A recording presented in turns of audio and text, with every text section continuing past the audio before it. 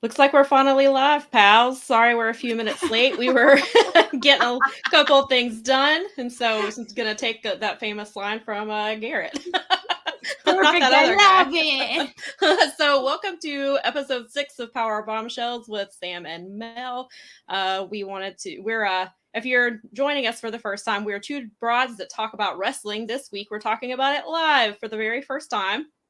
So please forgive us if things go a little haywire, but we're here.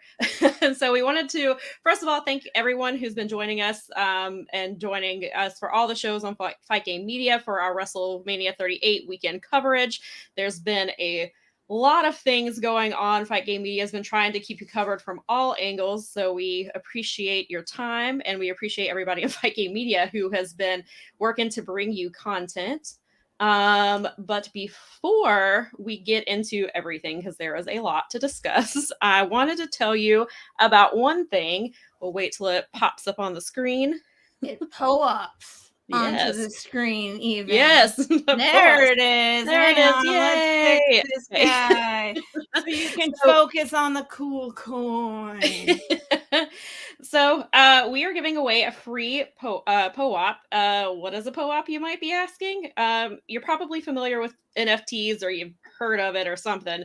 So this is a form of NFT, but this one is more of a digital collectible that we're giving away to our listeners. It has some utility, which we'll get to in just a second. So in order to mint your POAP, you can go get a digital wallet, which is free to do at metamask.io. We can pop that over in the chat too if you need it. So then you go into the store, whatever app store you have on your phone, download the POAP app, which is POAP. Then from there, you're going to enter your ENS, your ETH address, or if you don't have a digital wallet yet, you'll just use your email address. From there, you'll go to the bottom right-hand corner and click on the Mint button. And then you select secret word, and you will type in the secret word for this show, which is Live Bombshell. It's all lowercase and no spaces, so kind of like Tyga style, except lowercase.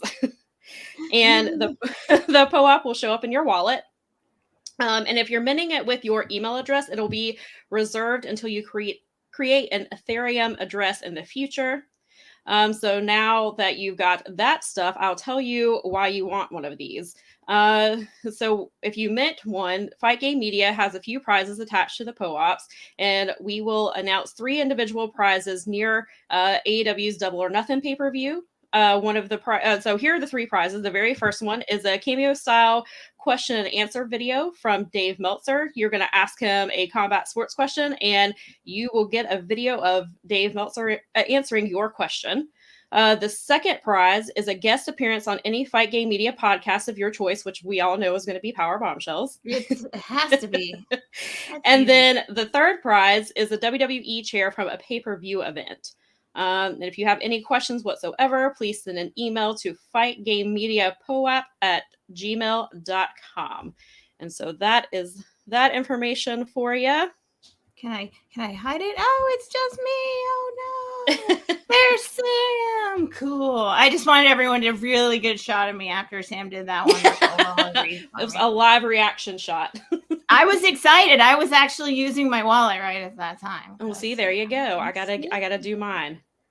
There you go. It's a lot of fun. I mean, I actually think the artwork on those turned out really cool. I thought they looked flashy. I like anything with neon in it, though. I'm not gonna lie. I never grew out of that. Yeah, that's probably like me and glitter. I like shiny things. I'll have to take you to Ren Fair one day. You can get bombed by all the fairies and that's you know what? That's another conversation. Yeah, but that might be Patreon level stuff right there. Yeah. Sorry, folks. We're not giving that away for free. No, you don't get that for free. Sam, holy crap! How much wrestling was going on this week? A lot. And that's not even before getting to the Mania week portion of the week. There was regular shows before all of that. That's making me hot. I do gotta get that for a little while. I gotta do that for my friends on WrestleMania weekend because everything happened on WrestleMania weekend. So. Yeah, everything. So yeah, there was a ton of stuff. It started so Mania week technically started on Thursday, the 31st, which kept throwing me off because of I kept getting my dates mixed up. Yeah, I kept getting my dates mixed up, but so I had to go on my notes or the notes app on my phone and make a schedule of what I was going to watch during Mania week, which was super helpful.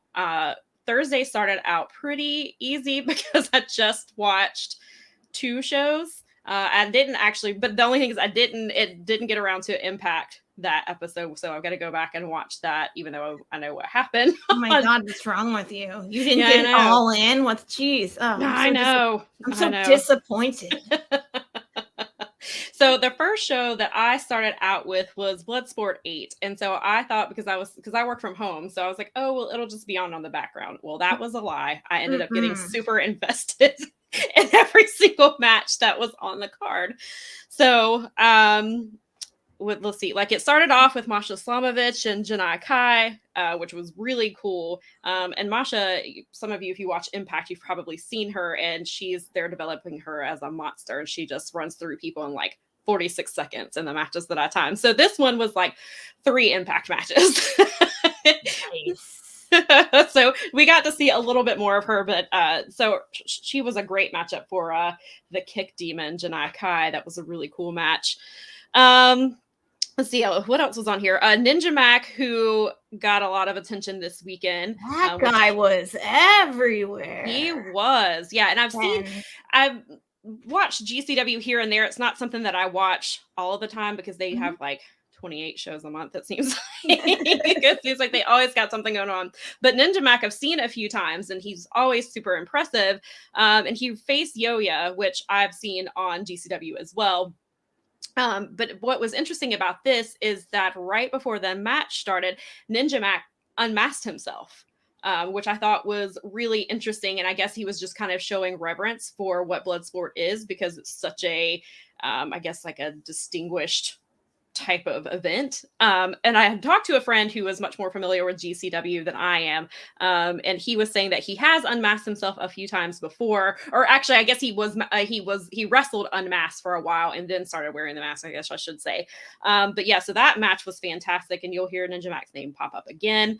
Then there was Bad Dude Tito versus Royce Isaacs. If you are watching New Japan Strong, you are probably familiar with both of these men. Bad Dude Tito teams with Jonah, and they are a very good tag team.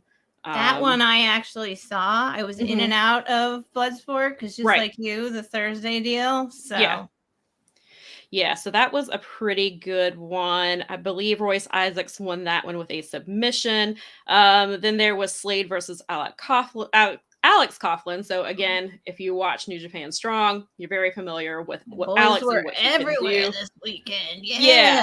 Yeah, he put Slade to sleep. So that's what. So Alex Coughlin had a really good showing. Then next we got Johnny Bloodsport. Bloodsport. Seems like John Hennigan changes his name for whatever show that he is on, and they did list him as John Hennigan, and then people started chanting Johnny Bloodsport. Commentary was calling him Johnny Bloodsport, because we all know how he does. He wrestled Simon Gotch, who a lot of you are probably familiar with from his WWE days. And I have a story. I shared it on Twitter, and I've talked about it before. Simon Gotch actually blocked me on Twitter, but it wasn't for anything I did. A friend, well, he was a friend at the time. We're no longer friends. That has nothing to do with that situation. But he was tweeting at me about, I don't even remember what we were talking about, and he called him Simon Botch. Well, I guess Simon was vanity searching, and he saw it. And even though I responded, I didn't call him that, but he blocked both of us. Well, I mean, some people just, yeah. I mean, I guess we know how he responds to criticism. Where we are with that. Yeah. So anyway, John. Hey, we have a viewer. We have a viewer comment. Hey. Yeah, so much wrestling. That is, I think I've said that 28 times a day. It was worth it, but so much. Oh no, it totally was. Yeah. I mean, I just make sure and say thank you for hanging out with us, guys. Yes. It's really cool. We appreciate it. So Johnny Drip Drip, as some people also call him, he won by submission. Then there was Zeta Zhang versus Marina Shafir. Both have been in WWE. I haven't seen a whole lot of Zeta since she was gone from WWE. Marina has been popping up on AEW some. She won via submission, which is not a surprise because that's her thing.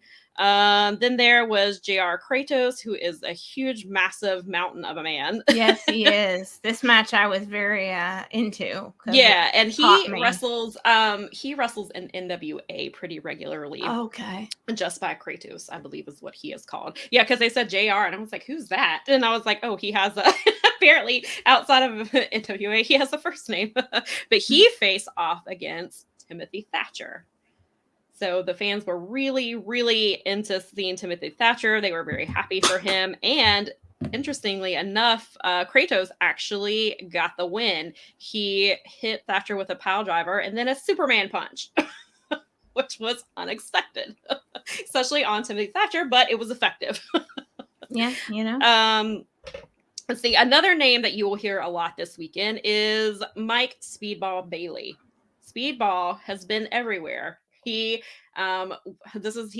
finally back in the US after 5 years, and so he is apparently making up for the 5 years that he was not able to wrestle in the US because he was everywhere this weekend. And he faced Yuya Uemura. So again, if you are familiar with New Japan, then you are familiar with Uemura. And actually Uemura got the win via an arm bar. Then we had Big Jonah versus Josh Barnett. So that was a really interesting matchup that we saw there. And of course, Josh Barnett took home he got the win there. He got Jonah in an ankle lock and he made Jonah tap. And then the next match is the one, even though it was not the main event, it was the one that everybody was waiting for. And I think this is the whole reason Mel watched the show. And it was a big reason why I watched the show. It was Biff Busick, who some of you may know as Oni Lorcan. Throw them up. Oh, yeah. Let me see here. Versus, go ahead. Do I have any Bloodsport pictures? I think I only sent the lineup of matches.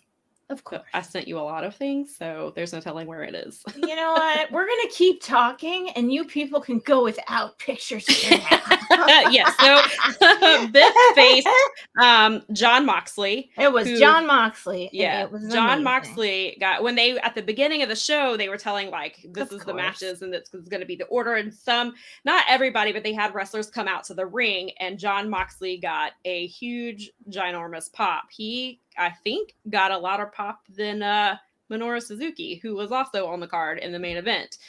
Suzuki got a really loud pop, but I think Moxley's was a little bit louder because the people love John Moxley. I love John Moxley. I do too. I mean, and it's interesting because I was not really a Dean Ambrose fan. I didn't care for him much when he was in the Shield. When he was by himself, I liked him and I thought he was a good wrestler. But when I saw John Moxley, I don't know who Dean Ambrose even is anymore. No. That guy can Who is she? I don't know. Who is he? And he can stay on, and we don't need that guy. Yeah, so John Moxley, I absolutely freaking love. I think he is a badass, and he's just amazing, and I love that guy. And I will watch anything that he is in. If I can find it, I will watch it. Am I allowed to spoiler you on the New Japan show real quick, or yeah, go ahead? I think I've already been a little spoiled because it was in the Slack. I think somebody was talking about it, but go right ahead. Yeah, I kind of got spoiled on that too because I watched that one and you said I don't think you got to that one yet. No, that's one of the shows I didn't actually make it to. Shame. No. But Suzuki showed up. Yeah. Or I'm sorry, what am I talking about? It's Suzuki on the brain, folks. Yes. He wrestled like every single day and twice. Yeah, he has. I think I've watched him Moxley showed up at the New Japan show. And Death Rider was in the building, ladies and gentlemen. Ooh. And I am here for it. Yes, that'll be good. Oh man, I was so excited when I saw that. Yeah, and New Japan, we've talked about it before, I think. New Japan John Moxley is like slightly different than AEW John Moxley because he just like turns it up like 5 more notches. Yeah. he just like, because you already see how amped up he is on AEW, and then even in GCW, and like let me tell you, this man absolutely loves what he's doing now. Yeah. He is super happy to be able to do all of these things. Garrett shared a comment the other day, and I don't remember the exact quote, but Moxley said something along the lines like, you can have your stupendous show over here. We have, he was like, we have weak side headlocks and doors or something like that. And he was like, we have it was X-Pock falling through doors, or I don't know, it was something funny like that. So he just seems to be loving every minute. He's living his best life right now. Absolutely. And I'm glad. Yes, me too. I can be happy because I get to watch. Yes, definitely. So anyway, this match was really good. He made Biff bleed. Biff made him bleed a little bit. It was a really violent match. And he won via KO. Yeah. I think I tweeted a GIF from the movie Friday, and it's of Chris Tucker, and it doesn't have the words because of what he says, but you can read his mouth. And if you're familiar with the movie Friday, then you know what I'm talking about. And that's definitely John Moxley to Biff after their match. And then our main event was Chris Dickinson, which is the Dirty Daddy, who has recently come back from having surgery. I think he missed like a year, I want to say. Wow. Yeah, so he is back, and he faced Minoru Suzuki. And it said it was a rematch. I know from Bloodsport, I think they said Bloodsport 6. So 2 Bloodsports ago, the Dirty Daddy faced Murder Grandpa. And and it was I love it. It was a very good match, lots of hard hitting. But the end was extremely interesting. Moxley's on the brain. Suzuki was on his back and quit fighting back briefly, and the ref called a stoppage, and he ended the match. And that was it. And the fans were very confused. I think some of the fans were booing. I believe this match, I didn't write it down here. It's in I know I tweeted about it, but I think this was the match that they were chanting bullshit because of the ending. And Chris Dickinson. Yeah, a lot of people, from what I heard, because I didn't get all the way through that show because I had to run away from it for human things. Right. I heard the fallout from that show on things like Observer and some of the other Viking media podcasts were like, right. Oh, hey, people didn't like this very much. Yeah. The show itself was really good, and I enjoyed it. But yeah, that ending it was so quick. And I think, and I don't think they would have had a problem with Dickinson winning had it not been via ref stoppage, because Minoru Suzuki stopped fighting back briefly. Like, it was just a quick second and the ref just hopped in. And so it was very odd for it to end like that. So, but what are you going to do? Yeah, who knows? And I got to throw this in here real quick because that was my first Bloodsport show. I've never watched a Bloodsport show before. So I knew this, but I had forgotten because a friend had told me about it, was that there's no ring ropes.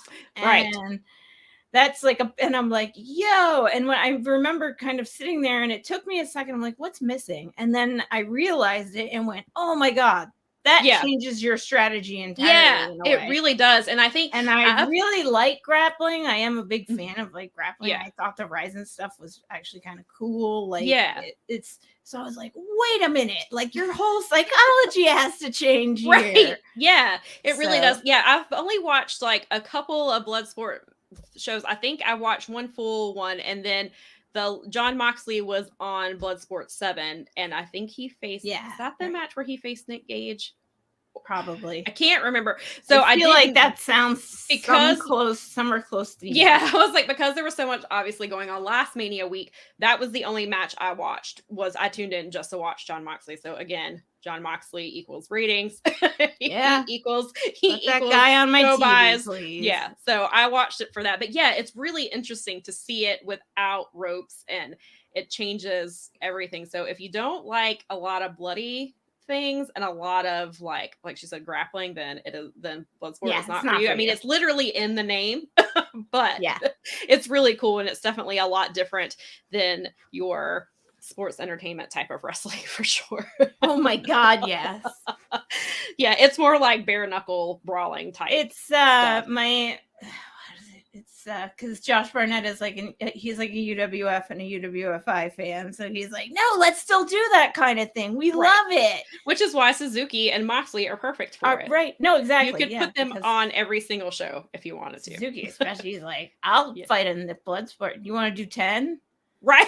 Yeah, that guy. Seriously, I've heard Kaze Nidore yelled so many times this weekend. It's just stuck in my head. I should walk into a room and yell it for fun. And luckily there was no Suzuki incident that I heard this weekend. I think everybody learned their lesson.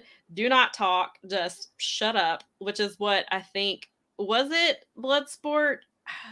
There was one of the shows that he was on, and as soon as his music hit and he came to the top of the ramp, the announcers just shut up. Yep. They just let people listen and sing, and there was no chance of a Suzuki incident because they were quiet until it hit, and he did, and then they started talking again, which I think is the best way to handle it, really. It led to because we all want to hear it, and we all want to shout it. It's true. It's very true. Mm-hmm. And it led to a wonderful moment on the when he did come out to the New Japan show. He was being really cool, and he's like high-fiving little kids, and he grabbed this probably like 8-10-year-old. I saw the gif of that. Yeah, but that's not even the best part. The best part is Kevin Kelly going, "Oh my god, he's gonna eat that child." Oh, that's perfect. Oh, Kevin Kelly. Nobody reacts better to that sort of thing. No, that's perfect. Oh, that's great. Beautiful. It was great to hear Kevin Kelly on there. It was good stuff. I mean, you'll still enjoy it. Yeah. I'm really looking forward to that show. I'll definitely get to that. Is it up on World yet, or is it still? No, I just went ahead. I knew I wanted to watch it. Yeah, I'm trying to figure out when I'll get to it. The turnaround in that stuff. Yeah, that kind of thing. Right. Is too much, and so I just went ahead with it. I feel you. Yeah, I'll have to look into it and see how I can get it, because, and also before, and I meant to say this at the beginning, I don't know if he is here watching live now, but I want to thank my friend Matthew, because he is the one who bought the collective, and he bought basically every show that I watched and gave me his login for. Nice. And so he is a good friend, and he made sure that I could get to everything that I needed. So that was really helpful, and I appreciate Matthew, because we tend to do that a lot. He'll buy shows, and then I'll give him money, and he'll give me his login. And so it works out. That's how we do pay-per-views and stuff. So it's really nice to have a good friend like Matthew. It is fun to have like someone display your pay-per-views. Yeah, definitely. And Matthew and I, we met at PWX several years ago and have become good friends, and so it's very nice to have that. So I just wanted to give Matthew a shout out on here, because if it wasn't for him, then I probably would have watched probably just Sam. As much as you watch, we also call that an enabler. Well, I was gonna say he's gonna watch them too. He apparently watched a lot of the WrestleCon stuff, so he's just good lord. Well, we should have had him on too. We just wouldn't have time to talk about it. We'll have him on next week and be like, talk about the WrestleCon shows that you watched. Because I didn't get to any of the WrestleCon stuff. I just stuck with the GCW stuff. So I know there was probably some good stuff. I saw some clips. There's one I retweeted last night of James Drake, and I don't know if it was Bandito that he faced, but he just did this insane poison rana on him that was great. And you guys will know that I'm a huge JD Drake fan. I've known him for a long time, and I want the Workhorsemen to be everywhere, which I'll get to them, because I did finally get to watch them last night, so that was exciting, but I'll get to that. So the second show I watched on Thursday, and I won't go through all of this just because we will be here until WrestleMania comes on if I talk about everything. But I did just want to get through Bloodsport because there was some cool shit there. So I watched Joey Janela's Spring Break Part 1. That one I know. Yeah. Is that part 1? That's part 1. Part 1. These sounded like they were really good in like retrospect. I was like, you know, they were fun. Yeah, there we go. Look at that fancy. Look, there's neon. Look, neon. Oh, we're back to that. So this was a good one. Yeah. So the opening match, they just started off hot, was so the tag team titles were vacant. So they had a title match. It was SGC, which is the Second Gear Crew. The Second Gear Crew consists of Matthew Justice, Effie, AJ Gray, Mance Horner, and one called Manders. I believe that's everybody. And also, before he signed with AEW, Eddie Kingston was an SGC. Oh, that's right. I think I saw you talking about this. Yes, and so SGC was represented by Matthew Justice and Mance Warner in this match. They face the Briscoes and Nick Gage. So Nick Gage is part of Hate Club, and he and Matt Tremont won the tag titles at the January show in Hammerstein. And then I'm not sure, because I've not been keeping up with GCW. I don't know why they were vacant, but I do know that for some reason, Matt could not be there on Thursday. So Nick Gage was like, I don't need a partner. Oh, I will wrestle them by myself because I'm Nick fucking Gage. So the Briscoes actually also before Nick and Tremont won it, the Briscoes had that title. So they had a hell of a match. It was bloody, of course. Of course. Because was, I know you're all wondering, yes, there was a pizza cutter brought to him by Slade. And then Slade had his own. So then Slade sort of became his partner. I guess it was like official, sort of, because Slade was out there helping him some. But it ended up that the Briscoes won. And so they are now the GCW Tag Team Champions again. We will talk about the Briscoes a couple more times because they were everywhere. They were everywhere on Friday. They were everywhere.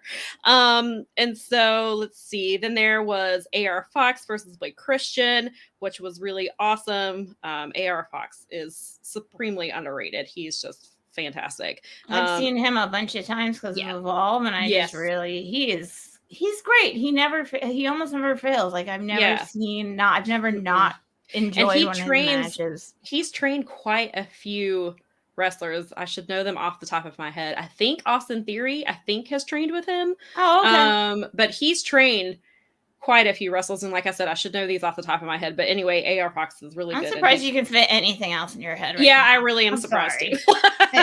But the next match was Mickie James versus Alley Catch. This was the first women's match ever at Joey Janela's Spring Break. So that was a really cool thing that Allie mentioned at the end. Allie cut a really cool promo before and said that Mickie James was not her dream match, but she was her fantasy. So that was interesting. That led to a kiss in the ring, which we've seen Mickie James do quite a few times in her wrestling matches, because we've seen the stuff with Trish Stratus where she was obsessed with her. Oh, that's right. So it's kind of a little throwback to that. But yeah, the match itself was really good. Mickie James actually won via DDT. And the fans actually booed. Some of them did, because Alley Catch is so beloved by the GCW faithful. It was in her home state of Texas. She lost her big match to Ruby Riott in January. And so I think people were just like, why? Sick of that. Yeah. And Allie got on the microphone and she was like, do not boo Mickie James. She was like, if there was no Mickie James, there would be no Alley Catch. We don't boo her. She's a legend. Don't ever do that again. And so let's see. Then there was a scramble match with Gringo Loco, Nick Wayne, whose name you will be hearing more. He's 16 years old. AEW has some kind of a deal with him. I guess he probably can't wrestle till he's 18 for them, but GCW utilizes him. He's a third generation wrestler. He has no business being that good at 16 years old from the matches I've seen. Let's see. Ninja Mac. Again, in this, he was in this. So was Jack Cartwheel, who, yes, by his last name, you will see. great weekend for people to get showcased. I'm really glad that it was. I mean, if you wanted to see the wrestling this weekend, I'll give Fight credit. I mean, there were some buffering issues on my end, but that was about it. And that, I think, just has to do with not everybody's going to have like the WrestleMania quality, like satellite, so I mean, for that, it's like great. Yeah, definitely. Yeah. And I think it was pretty good. I think I did have some issues as well during that show. And then it was also later and things like that too. So Jordan Oliver, Jimmy Lloyd, and Alec Price were also in it. Alec Price is a name that I've been hearing more often. I had not seen him before, I don't think, until that night. What I did see was just a little bit, but I can see why I'm hearing about him. Nick Wayne ended up winning that one. And people were joking that it was past his bedtime. And somebody tweeted that to me. They're like, it's past his bedtime. And I was like, well, he did his homework. So he got to stay up late and he won a scramble. Oh man, that poor kid is gonna have to put up with that for a long time from every angle. I think. That's all right. Yeah, it'll make him stronger, hopefully. Yes, yeah, he'll get used to it. So the next match, surprisingly, was not the main event, but it was X-Pock versus Joey Janella. Joey. Okay, I saw people tweeting about this. What I wasn't following on the regular, I was following on the Twitter because it's a lot of fun to follow things sometimes that way. Yeah. And so that's how I kind of keep up with GCW because I don't watch every show. So sometimes it's just following up tweets and seeing GIFs and clips and things like that, which is why New Japan should stop blocking GIFs and clips so people can pay attention to their shows. But that's another conversation. That's a whole show. But yeah, so Joey Janela, I believe, turned on X-Pac at one of the last shows. And so they basically, this was like a hate match. They were just beating the crap out of each other. X-Pac did go through a door or a table. And Joey Janela won via a low blow. And it was funny because the show is named after him, but they booed the hell out of him because they were all pro X-Pac. I mean, I guess like that's knowing your what time it is to do whatever you need to do to get the job done. Yeah, so that was it. I enjoyed the match. I thought it was really good. X-Pac looked great. And then X-Pac actually tweeted, I guess later that night or the next day, that at a previous show he tore his bicep, I believe it was. So he wrestled injured against Joey, but said that he is going to have surgery, which makes his speech more. He spoke after his match, which I forgot to mention. And he said like that GCW is his home. He would take a bullet for anybody on the roster. His body wants him. He's like, my body wants me to quit, but I'm not going to listen. He was like, I'm going to be back. And then later on, he talked about how he needed surgery. So I guess that's what that was in reference to. Mox was also on this show. He wrestled AJ Gray. Mox is if you aren't familiar with GCW, Mox is the GCW heavyweight champion. AJ Gray won at the January. He's the Extreme champion, I believe is the name of that title. Anyway, but AJ won a match at the January show, and he got to face Mox for his title at this show. It was a very good match. There were lots of light tubes and things of that nature. It was very bloody. So John, I did tweet this that John Moxley made 2 people bleed on Thursday. So he just kept the trend going. But it is Mox. I mean, yeah. So it is it's almost expected at this point that there will be blood and guts, if you prefer to call it that way. But Mox did retain his title, which I was a little surprised about. I wasn't sure how often he would be in GCW. AJ Gray has been there for a while. A lot of people love AJ Gray. And which they should. AJ Gray is fantastic. So I was a little surprised that Mox retained. I think the crowd might have been a little surprised by that too. They weren't mad by any means, at least from what I saw, but I think they were just a little surprised. And then the main event is not my jam. It was the ultra violent championship. It is. Oh yeah, okay. Death match. Death matches are not my jam. I've said it before. Thumbtacks stress me out just because they look extremely painful. So they stress me out. My tolerance has gotten a little better with the more death matches I've seen. I don't go out of my way generally to watch death matches, but usually when I'm watching these shows, like I ended up with a two death matches yesterday that were, or no, one on Friday and one yesterday. I was not expecting. It was like Thursday there was Friday because Friday before the spaces. That was a lot of fun. I meant to tell you what was really cute is that I was tweeting from the Bombshells thingy, and Garrett was like, I'm not sure who's on there, and then you did a run in like 5 seconds later, and I was like, perfect, that's how in sync we are. Yeah, exactly.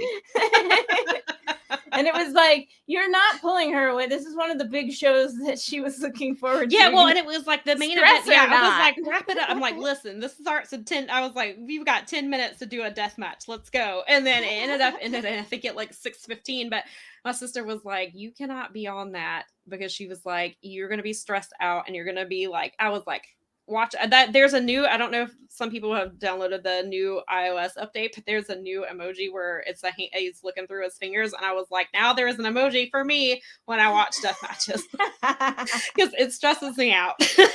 And they were using all kinds of immediately they were just like doing stuff, and I was just like, all right, this is a lot. I had it in the background, so it was like in front of me, and I was like, oh yeah. So it was Alex Colon versus John Wayne Murdoch. Alex Colon has had the title for a little while, I believe. John Wayne Murdoch, I know that there was some stuff that went down. Matthew he told me about it when it happened. I don't remember the exact details, but something went down between them at the last show. And it was apparently people were being really disrespectful to John Wayne Murdoch, but John Wayne Murdoch got his revenge. And he is the new Ultraviolet champion. So yeah, so there was that. But yeah, it was not my jam. And then I went right into Twitter Spaces. Literally as it ended, I clicked it off and went right into the Twitter Spaces to talk about WrestleMania and to promote this show. WrestleMania.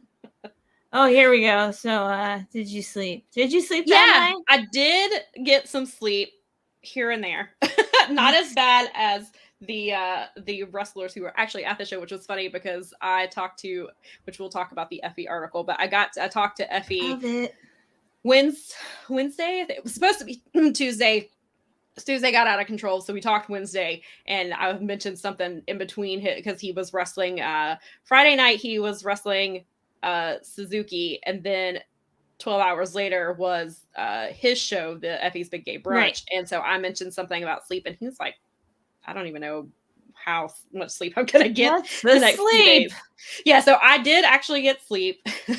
So that was nice. It's a good thing this happened on the weekend, so I could like sleep in a little bit. Except for yesterday, I did have to set an alarm so I could get up to watch Effie's Big Gay Brunch and take a shower before it started. And except for I was being an amateur about it and forgot to get mimosas and was very mad. I didn't realize it until the show was starting. Oh, Effie would be so disappointed. He would be very disappointed at me for that. Although I think on this given weekend, he might understand. Maybe. Hopefully. You might even next time I gotta be better prepared next time for next year when they do it, because I definitely will watch. I'll at least watch that next year. So the other show that when was this? This was Friday, right? Yeah. So Friday afternoon, we started with at 4:00 with For the Culture. That was 3.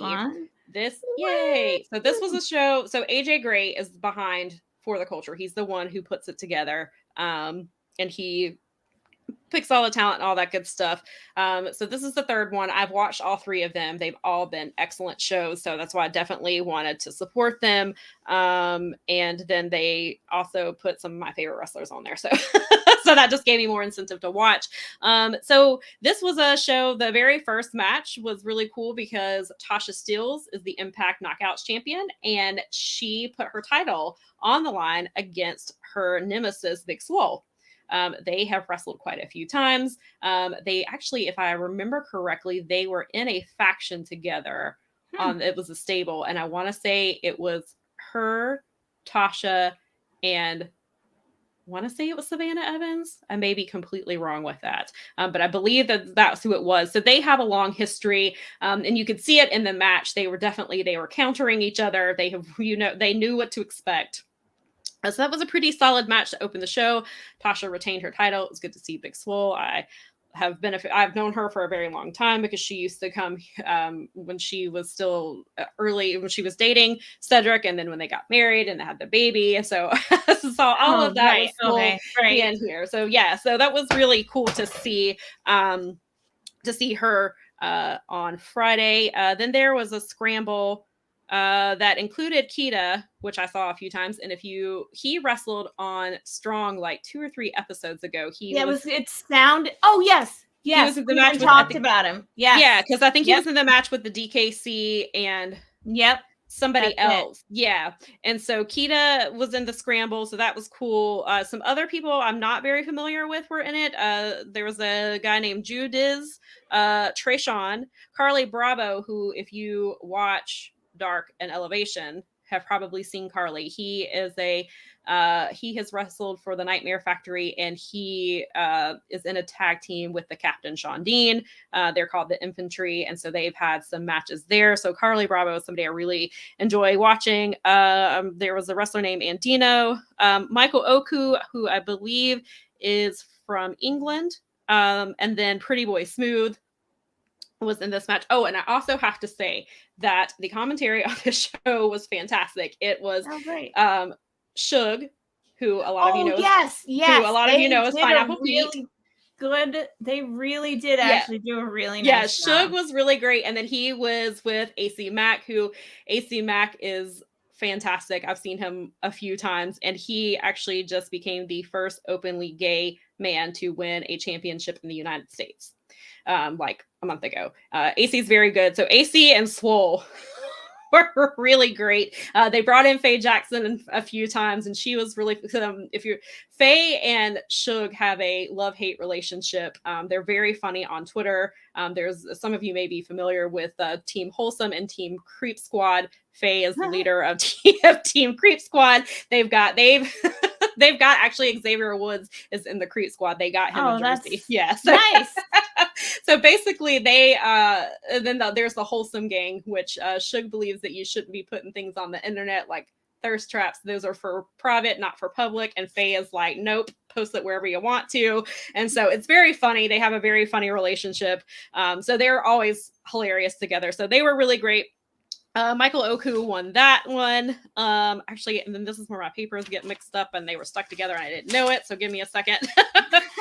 So the next match I was surprised was kind of early in the card because this is one of the matches that was most talked about going into For the Culture because it was Hitmakers, who you all probably know as Hit Row from WWE minus Swerve. So this was their, as far as I know, I believe this was their first match since being released from WWE. If it wasn't their first one, it's been one of their really early ones. They faced Shane Taylor Promotions, which I do not know why Shane Taylor Promotion is not signed with anybody because they are fantastic. I hope they go back to Ring of Honor. If they do not, somebody somewhere needs to pick them up because they're just really great. And that was a really good match. They were calling him Frank. AJ Francis is a big dude. He was doing some cool shit, and I thought that I wrote down more notes, but apparently I just tweeted about it. But that was a really good match.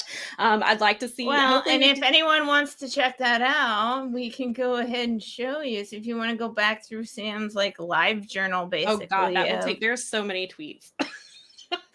God bless you. Yeah, but in a way, it's kind of cool because it keeps sort of almost a journal. It's it is. Journal. And I tried to thread all the shit, so there was a thread for each show that I was watching. And then I used the proper hashtags. This one's FTC Dallas.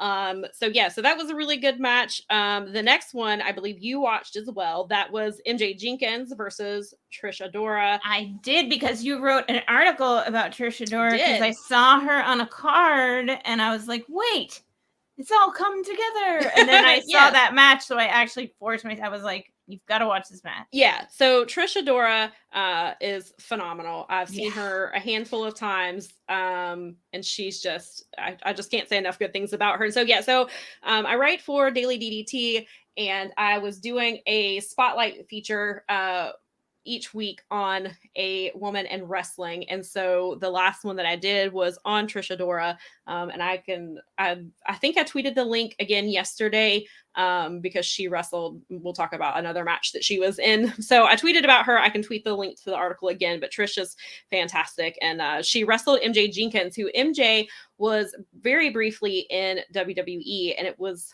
2 years ago, I believe, that she was released. And I think commentary said that match on Friday was one of her first matches in 2 years. And she did not look rusty at all. No, she didn't. And she came, which was cool. She sang her own entrance. Yeah, that was fun. I was like, that's another, like, this was, again, another cool component of watching a lot of these shows, trying to check them out. There's different presentations in everybody's promotion.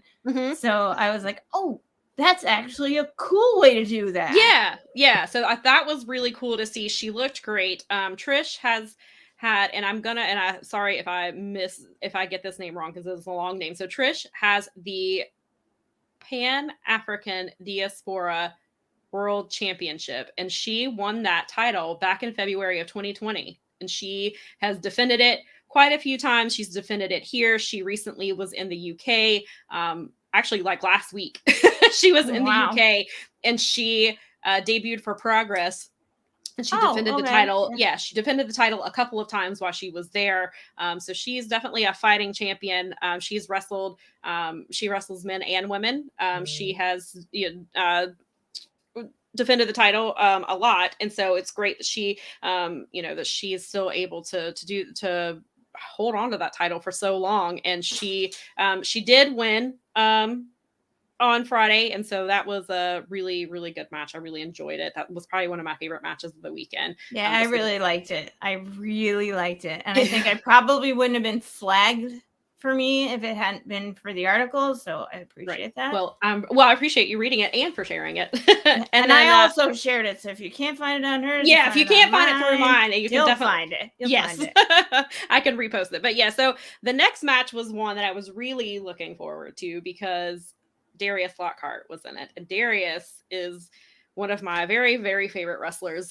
He was a PWX wrestler he's from here in Charlotte.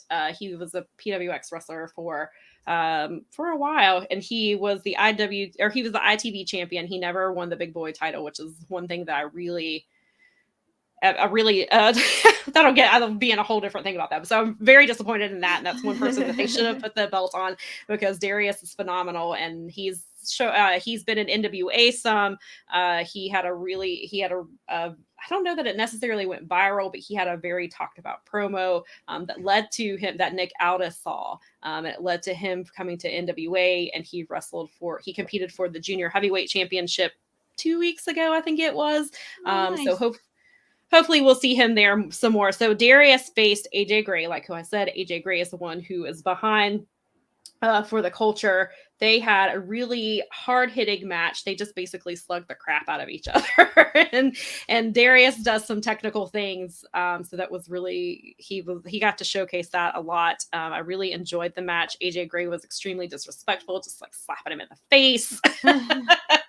AJ Gray being AJ Gray, but it was a really, really good match. It was definitely one of my favorite matches of the weekend. Of course, I'm a little biased because I love Darius, but so that was a good match. AJ did win that one. And then they had a match that ended up being, I'm not sure what happened. It was supposed to be JTG versus Rich Swann. I never did hear an explanation for why that match didn't happen, but it ended up being, they ended up basically just combining matches because Brian Keith versus Mysterious Q, they were already going to wrestle. And then they added JTG to that match. And then someone named Zenshi, who I'm not familiar with, but that was a good match. Mysterious Q got the win there. He did an insane electric chair cutter. Like, it was so insane that Suge was speechless. Like, he was like, he was trying to describe what happened and he just couldn't. And AC Mac was like, it's an electric chair cutter. That's what that ended up being. It was really, really crazy. I hope that I need to look and see if there's some gifts from that show, because if it is, I will definitely retweet it from Powerbombshells, because it was insane and everybody needs to see that finish. And then the main event, a death match. Oh my gosh, Sam, like everything. you get an extra stress into the mix for you. Yeah. So this one was, and it's funny because, well, I guess Billy Dixon comes out to Purple Rain by Prince, which is definitely a vibe coming out to for a death match. Yeah. So he wrestled Hoodfoot. I've seen both of them several times. They're both really great wrestlers. The death match was insane. There was lots of blood. Billy Dixon was wearing glitter when he came out, so that was fun dichotomy to see the glitter and the blood. Yeah. Glitter. Yeah, and so Hoodfoot ended up getting the win. It was I really like I said, death matches are not my jam, but that was a good one. And then we got into another show that you watched. We got into Ring of Honor. Oh, Ring of Honor. Let's throw up some Ring of Honor graphics right now. Yeah. So I gotta say this before we get into this, because I was not going to buy this pay-per-view. I was not going to buy into it. I was not having it. I did not.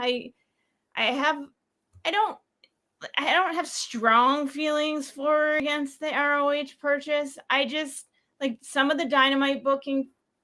Like even this week, I mean, there was a whole conversation about how Dynamite felt flat this week, and it was like probably because Tony was preoccupied.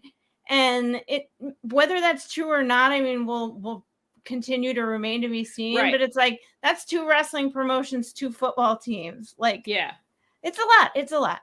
And I was like, I didn't watch the scrum, but I saw a picture of him from the scrum, and he looked exhausted.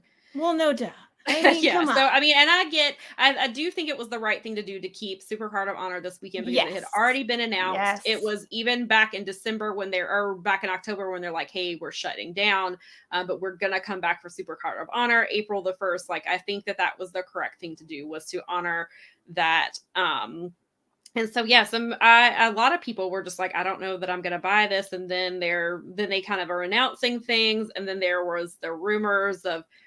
Because Tony was saying watch to the end, and then that's definitely what hooked people. And I would say they were probably pretty glad that they bought the pay-per-view and stuck around to the end. Oh my gosh, I mean, again, it was right at the end. It was like down to the wire.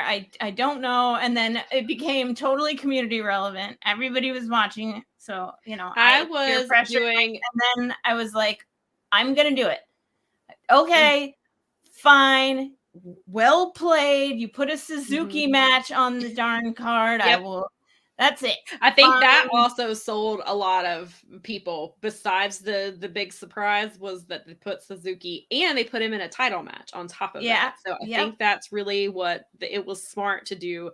That so there was an hour. I'm glad. Yeah, I'm glad that I bought it. It may end up being my favorite pay-per-view of the weekend. Yeah, it was a lot of fun. And I saw a lot of people say this, and I would agree with it, that this felt very much like an ROH show, not an AEW show. It felt very Ring of Honor, especially the ending part, and which we'll get to in a second. But so I enjoyed the show. I thought it was a lot of fun. I am mad at Tony Khan for making me watch Rampage at the same time, because I cover it for Daily TDT, and he did not wrap it up by 10 o'clock.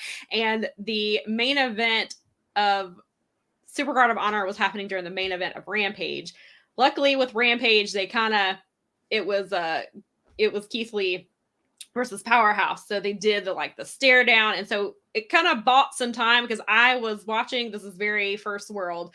I was watching Rampage on my iPad so I could keep Ring of Honor on TV. And I was watching, I've got to go back, and I really want to go back and watch the last hour so I could really watch Yuda versus Josh Woods, because I looked up a few times and saw a couple of things. And then I really want to go back and watch Bandito versus Jonathan Gresham, because I love both of them. And I saw parts of it.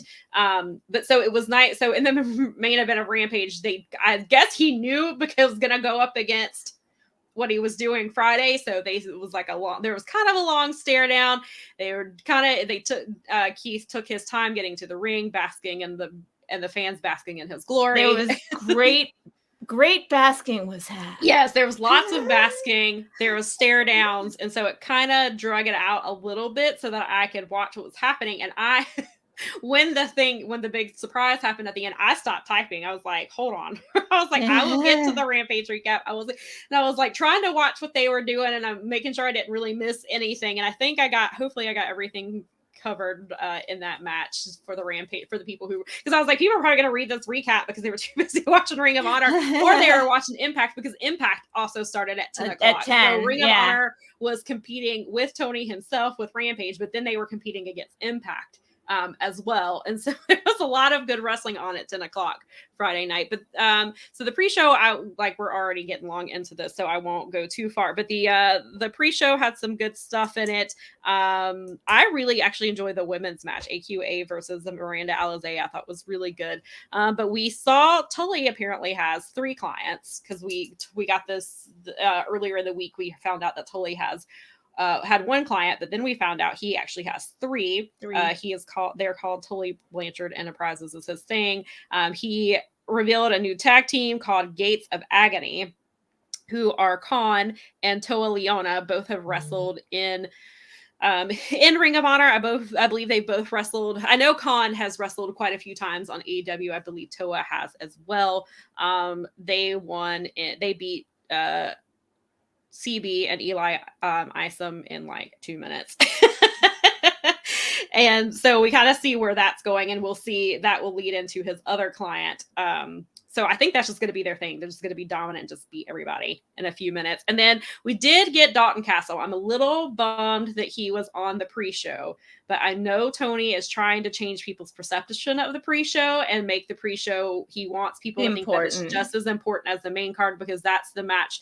You're using these matches to sell the pay-per-view. Yeah, fair enough. So I guess Dalton Castle is somebody, he's a Ring of Honor original, well, not original, but he's been a regular the last few years. You can't have an ROH show without Dalton. I was a little concerned at first when he wasn't announced, and I was like, "Why?" I was like, "You have to have Dalton Castle." And then I was like, "Well, maybe he's Tully's client, but that would be weird, especially with Dalton's whole presentation." And then he ended up getting the pre-show main event. A friend told me that was an oxymoron to be the main event of a pre-show, and I was like, "Well, he was the last match of 4." But yeah, so it was great to see Dalton Castle, and he deserves to be on TV every week, and I really hope that Tony is going to bring him in because he's wonderful. So the main show. There you go. This is so true. Yeah. I also have this on my DVR still. I almost forgot, and then Sam reminded me, and then I remembered again this morning. And the Rampage was a solid show. It was very promo heavy, which the last couple of them have been promo heavy. But the opening match was Young Bucks versus Top Flight, so he knew what he was doing. He put on a match that would make people, if you weren't watching Ring of Honor, then the people who were watching Rampage, then they got good matches. So he was smart about that. But it was a pretty solid show. I just wish it wasn't going. If I hadn't had to cover it, then I would have probably just waited. But it was a good show, so I would make sure that you go back to that. Oh, I will get to it. I mean, that's the first time I've missed Rampage in ages. I can't remember the last time. I still feel it. I'm like, oh crap, I have to watch Rampage. Yes, so I would go back and watch it when you get a chance, because it is worth checking out. So the main show started off with somebody we all know, and most of us love, Swerve Strickland, who they were joking about. He was on both shows. He ended another one who wrestled 38 matches. He ended up. You'll see on when you watch Rampage why Swerve was in two places at once. And then we ended up seeing the Young Bucks being in 2 places at once as well, because the Young Bucks. But they're the Bucks. They can time travel. Yeah, they can time because So apparently the Hardys are not the only greatest tag team in space and time, because Young Bucks can travel through space and time. I mean, they have been friends for a long time. Right, that makes sense. They were using the Hardys portals through space and time. Yeah, that must have been. That makes perfect sense. It must be it. So the second match was Ninja Mac.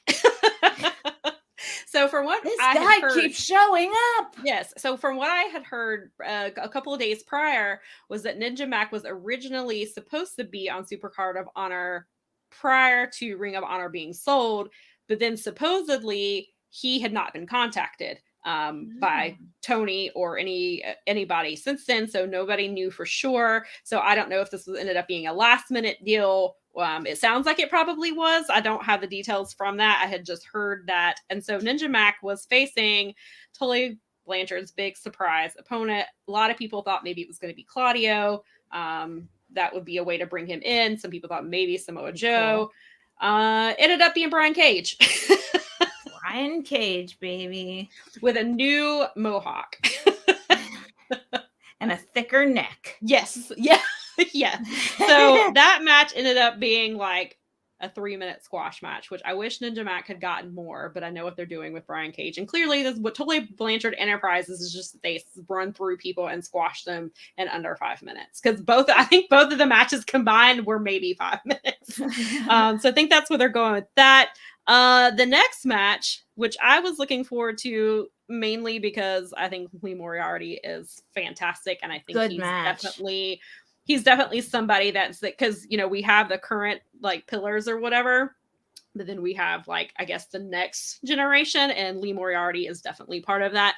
And so I thought it was really smart to put him against Jay Lethal because Jay Lethal is a veteran. He's a name that is synonymous with ROH. He's somebody that's been around for a very long time. And I knew when I saw it, I was like, yeah, this is going to be a good one. I didn't know how good it was going to be.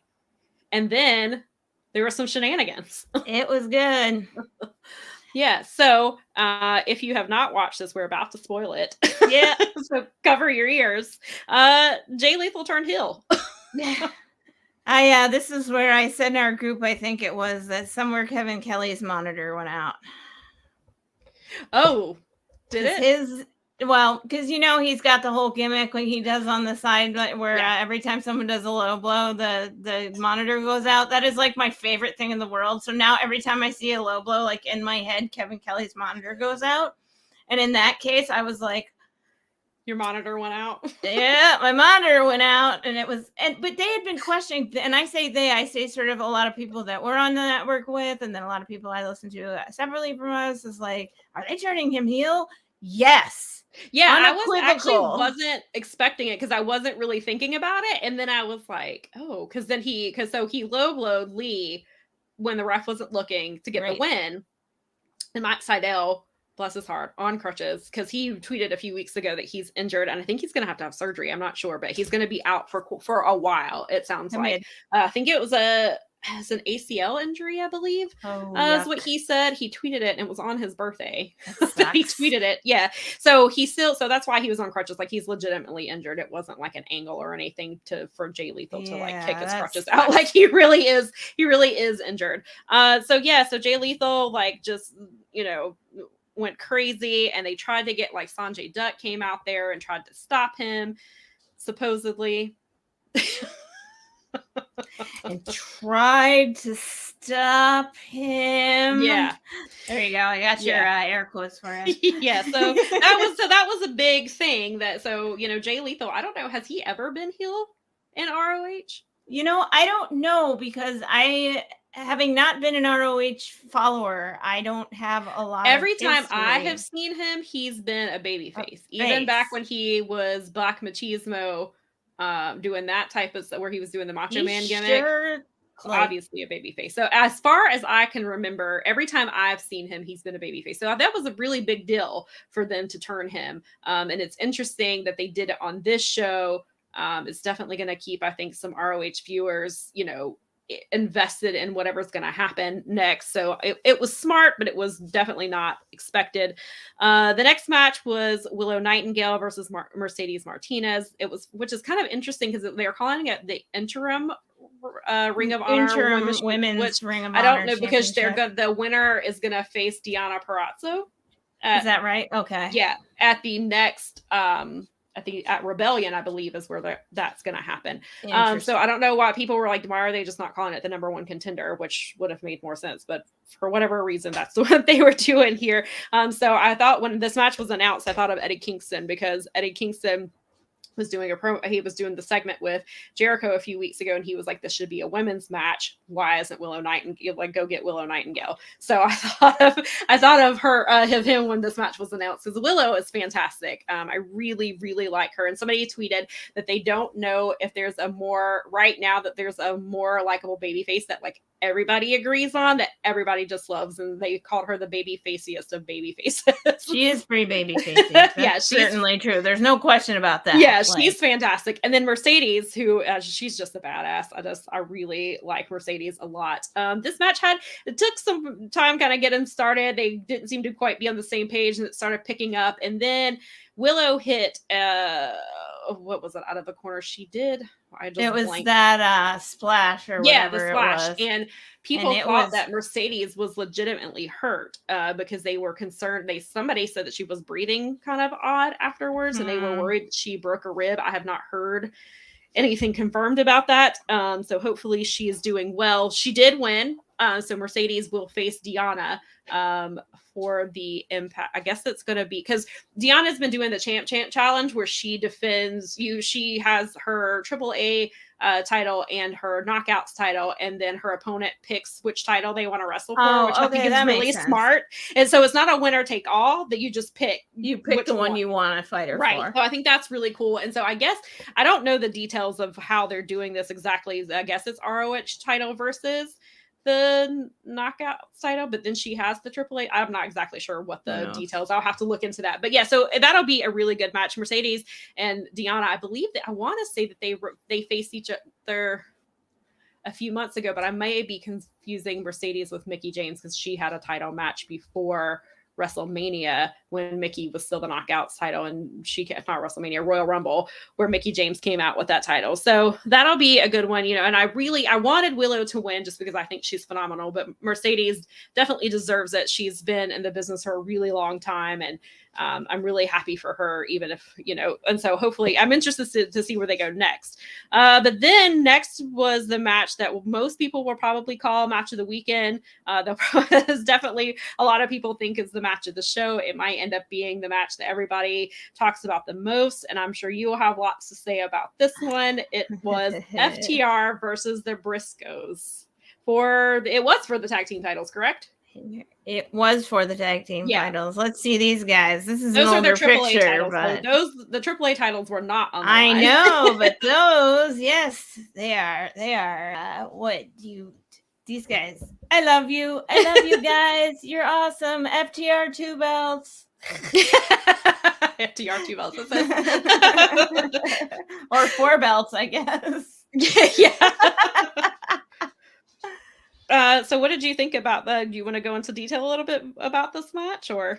I love how Dax and Cash are like, they have that old school thing going on about them, but also they're very like creative and fun. And I don't know the Briscoes very well, but now I'm really super happy that I got to watch the match, because Jesus, these guys, like, they beat the crap out of each other. Yeah, there was at one point, like towards the end, when they were all like on the floor and Doc Samson was out there and they were checking them, like, I was like, I don't know that they should continue the match. Just, I was a little concerned that we were going to have the issue from a couple of years ago where Matt Hardy did the table spot and they let him finish and he was concussed, and they shouldn't have let that. And so I was a little concerned. I was like, I don't know, maybe they shouldn't finish this. And I'm kind of wondering if they cut some things and just kind of they did a few more things and then the end happened. So I don't know if they cut to that or if they cut some things out, but it was a really, really intense matchup. Well, and one of my favorite things is like, so the Briscoes are like, yeah, we're going to do the big rig on you. And it was like, okay, fine. We're going to kill you. You can do our moves all you want to, but we're still going to destroy you. Right. But the Briscoes really impressed me. Again, this is like the first time. And I mean, if you're going to wrestle FTR, it's yours to lose, essentially, in terms of like showing up. Mm-hmm. And they did not. And it's like, and there was blood in the match, and they're screaming at each other, and they're just, I loved it. I thought it was great. It's like, I'm so excited by the possibilities. I know this match was like a fantasy match that everyone wanted to see.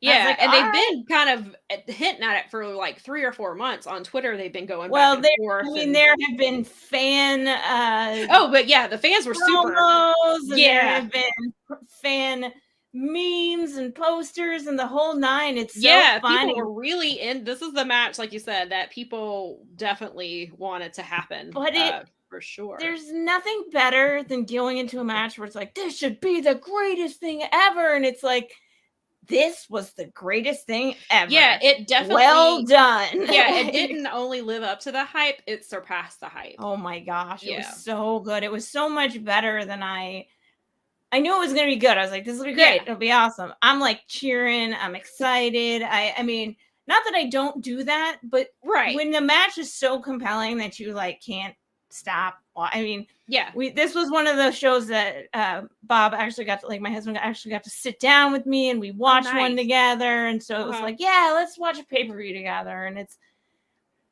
oh man, wow. I mean, I got to that point. I remember messaging my mini wrestling group that I have with my close personals. And I was just like, all right, all my hesitation was stupid. Like this match right here, I am unashamed to say this match right here was worth the price of admission. And you know what? I'm happy to have been proved wrong on the entire show, but this great stuff. Yeah, that match definitely. And I think for people who miss it, that match will sell them on buying the replay. Oh yeah. I mean, that's one of those classics. Like, you could almost start to, like, from this era, you can start to put that and that's like tough to say when there's so much good tag team wrestling going on. Yeah, tag team wrestling is definitely I don't know if I would say a peak right now, but there's so much good stuff. And a lot of the indie shows that I watched this weekend, there were like chants for the tag matches and the tag team wrestling and chants and stuff like that. So people really,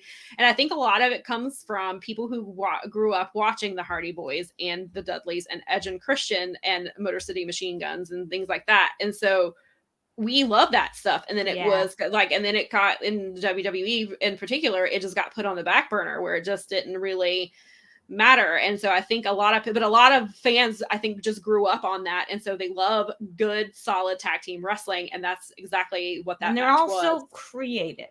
They have all these different styles. You know, this is Rock and Roll Express, and they were more like the Midnight Express. And they have this, but they have the vibes. It's like they took that and they evolved it with themselves. Right. And it's awesome because it's kind of getting to the point where it's like there's no two tag teams that are in the top tier section, like in tier 1 of the tag teams. Yeah. None of them are exactly this thing. They're all different. Yeah, definitly. And then we saw awesome. And then we saw at the end of it that the Young Bucks came out. Yes. And a lot went on here. With Associate Stooge Brandon Cutler. I think his name is I actually think his name is Landon or something. Landon? Yeah. Shut up, Landon. But yeah, so I love Brandon Cutler. He's perfect in his role, and I think he's wonderful. And so now on Wednesday we get to see what FTR versus Bucks again, which God. Make sure you watch Dynamite. Yeah. And it will be for the ROH tag titles. So it is a title match on top of that. So not only are we getting getting to see them again, there's title implications with this one. So that, and Young Bucks have a history with, are previous winners of the ROH tag team championship. So that'll be, they want to add that. And that's what they talked about. There's a clip from them on Rampage because the tag team match had happened on Supercard of Honor when that had aired. On Rampage they were talking about FTR. They didn't talk about the titles, I don't think, but they talked about the match, and they of course rattled off all their accolades and how many titles they've won and here in New Japan and everywhere else. And so so they did their whole spiel. So we're getting that again.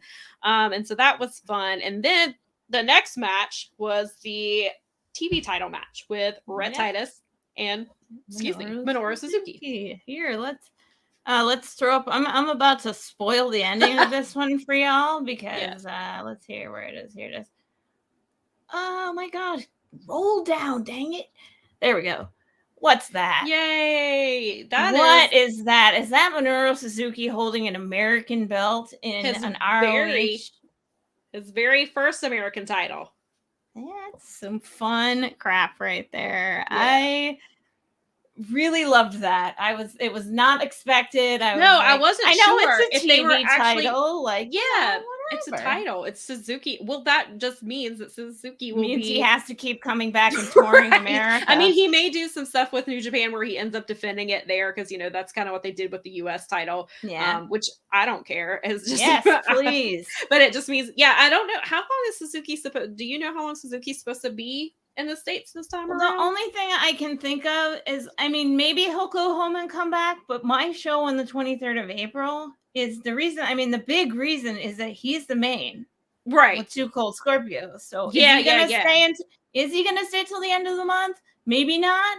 But he's doing this. He's doing the Chicago show, right? The Windy City. The Windy City, which is on the 16th. So he's probably staying in the States for the month. Yeah, for a little bit. I got to imagine. Maybe somewhere around my show is the wrap up for his America tour. Because every time he comes around now, it seems like, he has a lot of friends that live here who have gone to WWE or whatever. But also, I think he figured out how much we all love him here. And I think he loves that we love him, and he goes around and he loves. It seems like every time I watch his Twitter, it's like he's living his absolute best life in terms of touring here. Fancy socks. I'm wearing fancy socks. I had half. I was like, should I buy him a pair of cool socks? Probably. Look, people bring Kojima bread. Why not bring Suzuki cool socks? I was like, is that too marky or is that just kind of fun? I have a feeling he would appreciate it. As much as his exterior is that he's this very serious person, he also did a dog cage match with Toriano. And I've got a friend who's reading a book about Japanese independent wrestling, and he's telling me all these stories about Suzuki, and it's like people have that's the guy in the ring, and obviously that's true, but also it's always fascinating to read about a person's backstory and where they came from. And it's you know what, it makes me want to support the guy even more. Right. Solid dude all the way around. Yeah, he seems to be. So we have 2 more matches on this one because I see that we've been talking for quite a while. Mostly. Well, still half dozen people hanging out with us. We appreciate it. Thanks. We do. So the next match was Josh Woods versus Wheeler Yuta for the Pure Championship, which Josh has he's had for a little while. He won it from Jonathan Gresham, and then Gresham moved up to the Big Boy Picture show. But the Pure title, Josh has been on some AEW programming, and so we all have seen that Wheeler Yuta has caught the attention of not only Bryan Danielson but William Regal.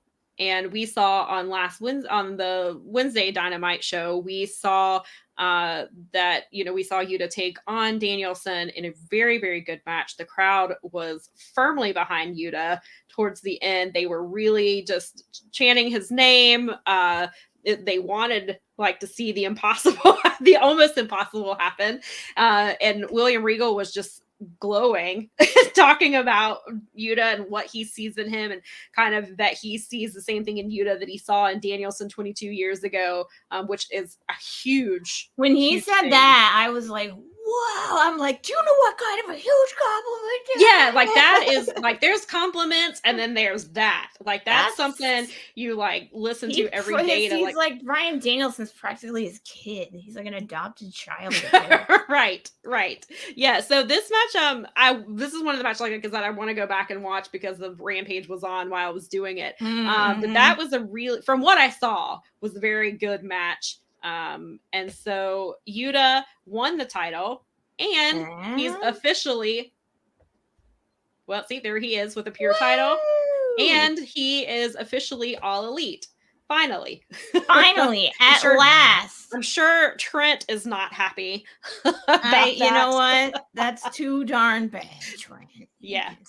Wheeler Yuta has definitely proven that he should be all elite. He should be whatever, all ROH, all honor, all elite. I think it was Will Washington from the Grapsy podcast recently tweeted that like he better get that graphic after tonight. Yeah, I think I saw it from you. I saw you quote tweet it, and I think I retweeted it from you. And I was like, yeah. And when he said it, I was like, he should. And then he finally got it, and he's like, okay, I was 2 days late, but.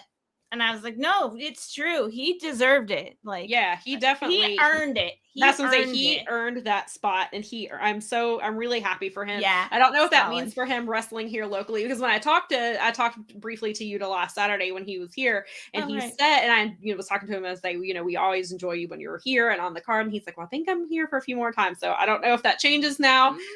So we'll see. Hopefully I get to see Yuda. Hopefully I don't know if he'll have his ROH title with him when he comes, but hopefully we get to see him some more, because he's wonderful, and I'm very happy for him. And then the main event was Jonathan Gresham versus Bandito. This match has been a while in the making. It was supposed to happen back in December, and but Bandito got COVID for the second time. That's right. And he unfortunately, so they did like an interim title thing. Jonathan Gresham has been defending the title in various places. He's defended it on his show Terminus. He's defended it in Ring of Honor quite a few times. He has defended it. Actually, I don't know if he defended it in Progress, but he is now the Progress World Champion as well. So Jonathan Gresham is he's Gresham 2 belts, I guess. Johnny 2 belts. I love bringing it back around. I get it. Yes. But yeah, so they both, I want to say how awesome and badass they looked when they came out. They both looked incredible. And one thing I do want to say is they did a little backstage thing prior to the match, and Bandito told Chavo Guerrero, I know, basically is like, I don't want to cheat. I want to win this cleanly. I don't want your involvement. And he was like, and Chavo's like, oh, I know the Guerrero reputation and blah, blah, blah, but I promise that it won't, that we won't do that. And we all know how that was going to turn out as soon as he said it. And then we got to see a guy fire his own manager in the ring for we sure did. Many times. I mean, I don't know. I've never seen that. I haven't, seen. Yeah. Yeah, because at least because FTR fired Tully, but they did it backstage. Yeah, right. So yeah, I did see that part when I was looking up from Rampage. I did see him, I saw Chavo trying to do his nefarious Chavo Guerrero things, and Bandito was not having it, and Bandito fired him, and they kicked him out, and so for the parts that I did see of the match, it was really, really good, which I'm not surprised, because Jonathan Gresham and Bandito are both fantastic at what they do. Yeah. So that was really cool. And then what else happened? I don't remember. Where am I? Oh, wait. I remember what happened. Mm-hmm. That was good. That was a good segue, and I missed it. Sorry, I blew it. Sorry. Holy God. Right. Joe's gonna kill you. He is. And it was the music. You just saw the flames, and it was, and then you could hear it, and it was just, I remember tweeting, Joe, because I knew this was the crowd was chanting with it, because we all knew it was coming, but it was just the satisfaction of hearing it and getting it. This is the perfect place for Samoa Joe. I thought, because there were some rumors that Samoa Joe was going to be maybe like a commissioner. I still don't. I didn't. Or yeah, whatever. And so I didn't catch the scrum. And has he been cleared to wrestle? Have you heard? I don't know. I feel really like I saw something that maybe he could potentially have one more run, but they weren't. I don't know if there were complete details with that. I don't know exactly what Samoa Joe's role is, and I really don't care. I'm just glad he's there. He could do whatever he wants. He can be a commissioner. He could just come stand menacingly in the ring. I don't care. I just want the joy I knew this brought to so many people. It was really fun. It was a fun reveal, even though I knew it was kind of out there. But I was like, I know so many people right now who are so happy about this because of his history there. Yeah. So Yeah, and I mean, if you're gonna have that guy out there, you may as well. I think it gets good. It's good for the whole brand. And so then we had Samoa Joe basically was coming to save the day because Jay Lethal, I remember tweeting for him to fuck off. Because he came out there and I was like, this is not the time. It's about to get real. So then Samoa Joe was not having any of that. And then that's where we found out that Sanjay Dutt is apparently a heel too. And I was like, what is happening? So I don't know if Sanjay Dutt is going to be wrestling at all, or because, he's been producing in AEW. I guess he's going to have an on-screen role in Ring of Honor. Maybe he's going to, I don't know if he's going to manage Jay Lethal or if he's going to, I don't know exactly where they're going, which and I'm really interested to see. So I think the ending, which I alluded to earlier, definitely sets up a lot of future things for Ring of Honor, which I think is really smart. They're going to have, they've got Samoa Joe. We've got the Jay Lethal heel turn. We have Sanjay Dutt heel turn. We have Matt Seidel's kind of involved now. And we've got Lee Moriarty. So we could see, because I've been kind of wondering what they were going to do with Lee, because they had, Daniel Garcia's with Jericho. We see Wheeler. Yuda is probably going to be doing stuff with Blackpool Combat Club. I was just going to say, we actually have a comment here that will tell you exactly what this is right here. Yeah. Pretty much. Yeah, that seems like where we're going, and Trent will just have to get over it.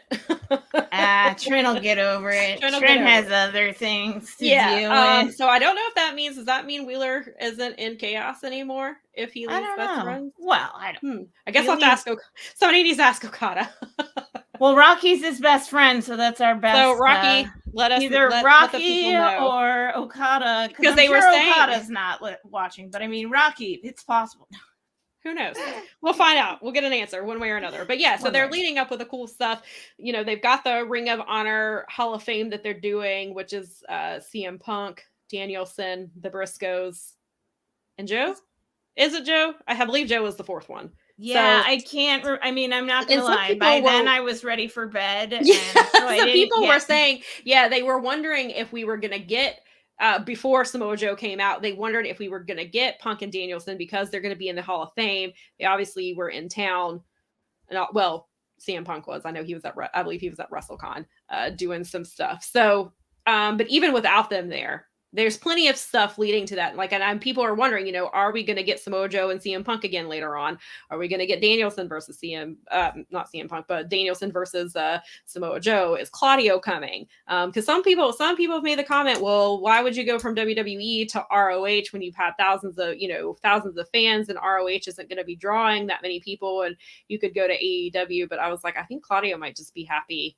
I mean, I don't want to speak for Claudio because I don't know him, but Claudio maybe he wants to go back to Ring of Honor and be involved in that. And it seems like there's going to be crossover between AEW and ROH. Tony did say that he probably would not run Mania weekend again. He has considered possibly doing an ROH the same weekend as a Double or Nothing or something like that, but he said it was a lot. So he definitely admitted that, it's nice. A lot planning that. So who knows how exactly they're going to do the shows, but they definitely, I think this show sets the tone. That Tony was serious when he said that he wants to honor the history of Ring of Honor. I think people were worried that this was going to be AEW light. And, we probably still will see some of that just depending on the booking decisions and depending on how they're using people like Yuda and Lee Moriarty and Matt Sydal and things like that. So I think, it remains to be seen, but I think this was a really good way. I think this was a phenomenal show. And I think they did. I think they probably made a lot of Ring of Honor fans happy. And I hope that they were. Because I think it was a really good show. I enjoyed it too. And so I did for a second.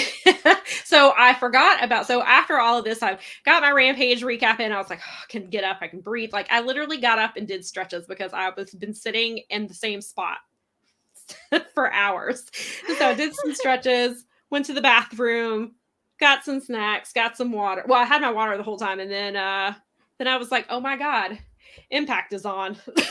I remembered earlier in the day, it's on my schedule. And I was like, crap.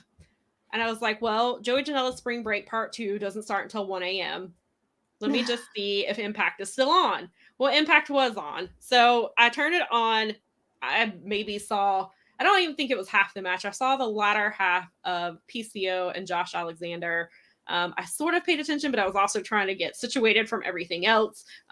So I saw a little bit of that. Then I did see, apparently did not write this down, but I did see Jay White versus Chris Sabin, which is basically the entire reason I wanted to watch the show. To watch it, yeah. I remember you saying that. Because if you follow me on Twitter or if you have watched the show, you know that I love Motor City Machine Guns, in particular Chris Sabin. He is one of my favorites ever. So I was really looking forward to that match. They delivered. That match was it was a fantastic match because Jay versus Jay White versus Alex Shelley was a really, really good match. Oh, good. That was a couple of weeks ago. So I was like, this has gotta be on the same level. And it delivered. It was very good. Chris Sabin got the win, which Alex Shelley has also beaten Jay. He beat Jay White a couple of weeks ago. Nice. So now both members of Motor City Machine Guns have beaten Jay. So I'm very interested to see where that goes. But that was a really good match. And then I did see the Champ Challenge. Trying to remember who answered. Oh, Fabi Apache came out and she wanted the AAA title because Deanna beat her for the AAA title back in August at the AAA show in Mexico. And so Fabi Apache came back. She attempted to win it back and she did not. Well, and there you go. So then Deanna's, in the ring talking about how basically nobody can beat her. And then we hear Wera Loca's music. So Taya Valkyrie. Oh, that's back. Right. Taya came back. She is back in the Impact Zone and she is coming for her title. She's coming for our knockout title. So Deanna is busy because not only does she have Mercedes, now we have Taya back in the picture.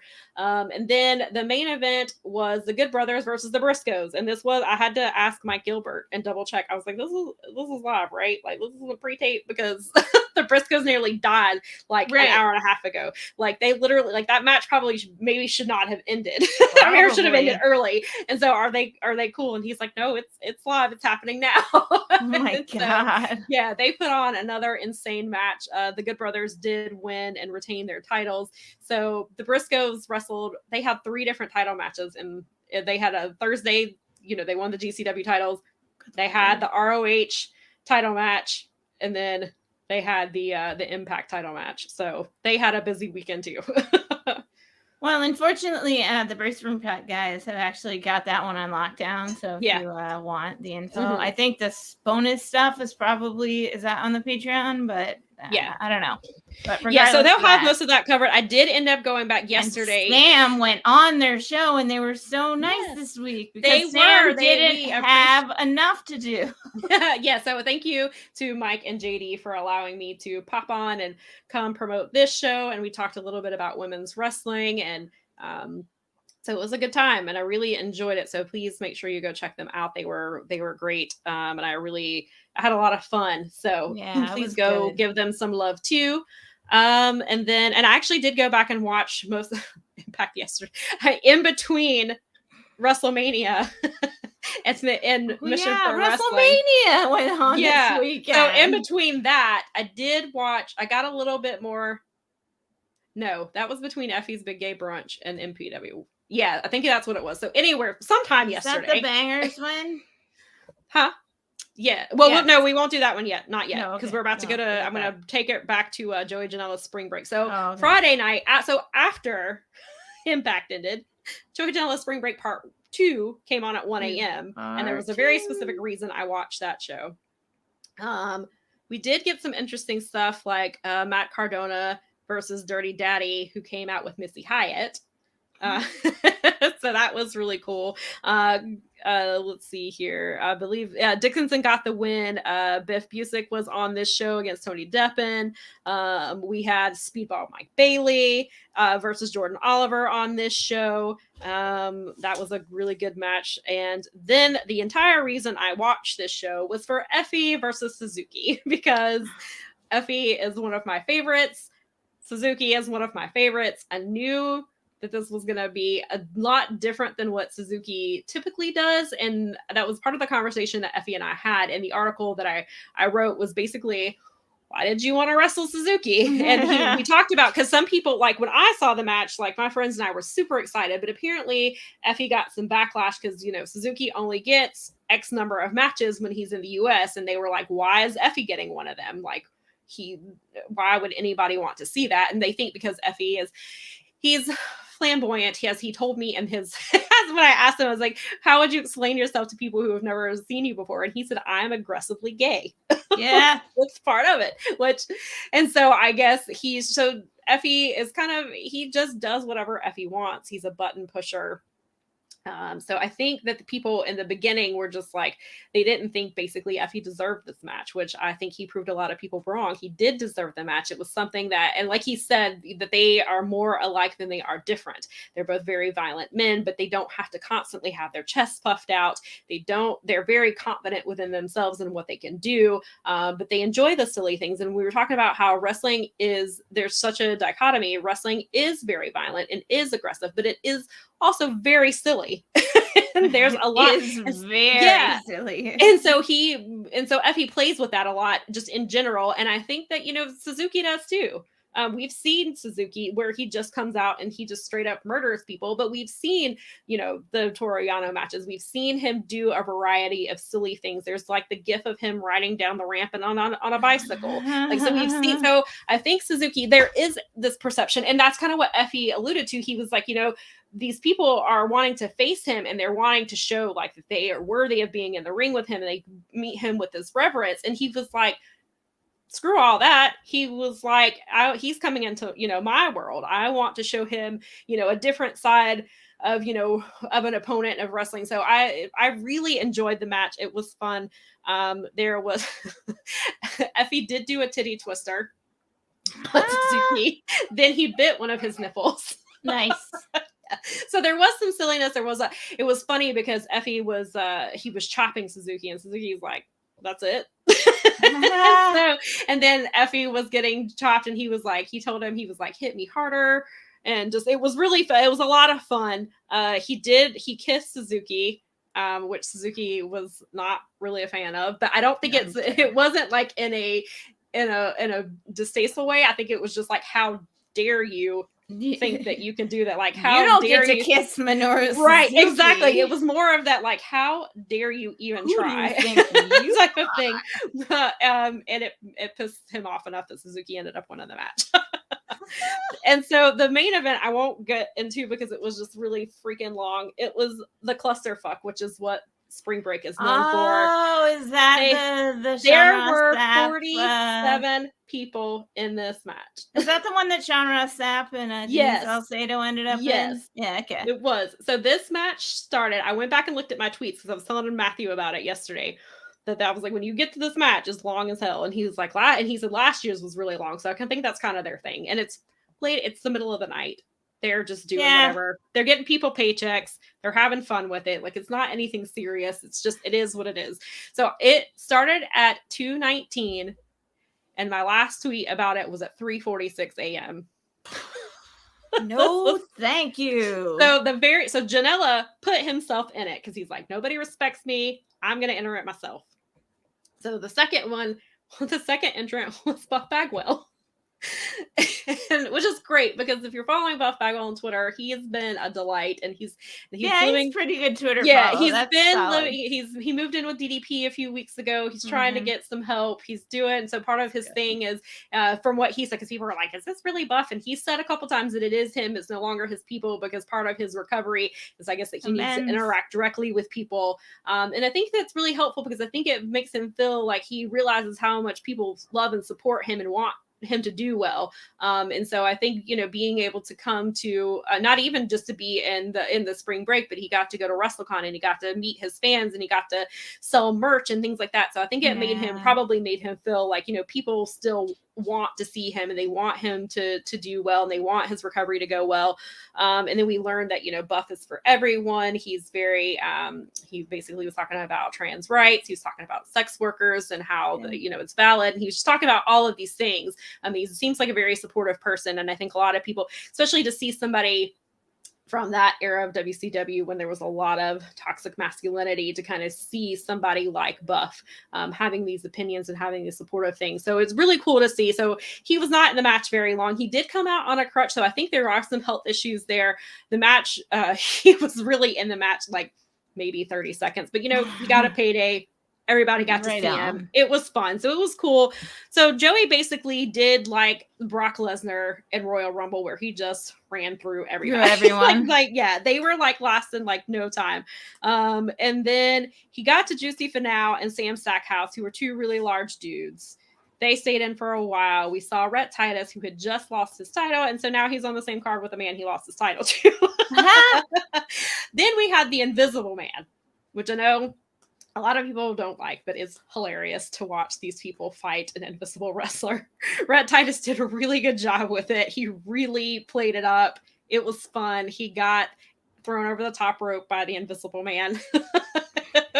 So this is funny. The rules of the clusterfuck are you win by submission, pinfall, over the top rope, leave the building, and death. Those are 5 ways. Okay. Well, that's good. I hope that last one hasn't ended. Yeah, it has not, but it's there for whatever reason. I'd hate to be there for that one. Yeah, me too. So a little too Running Man for me. Yeah.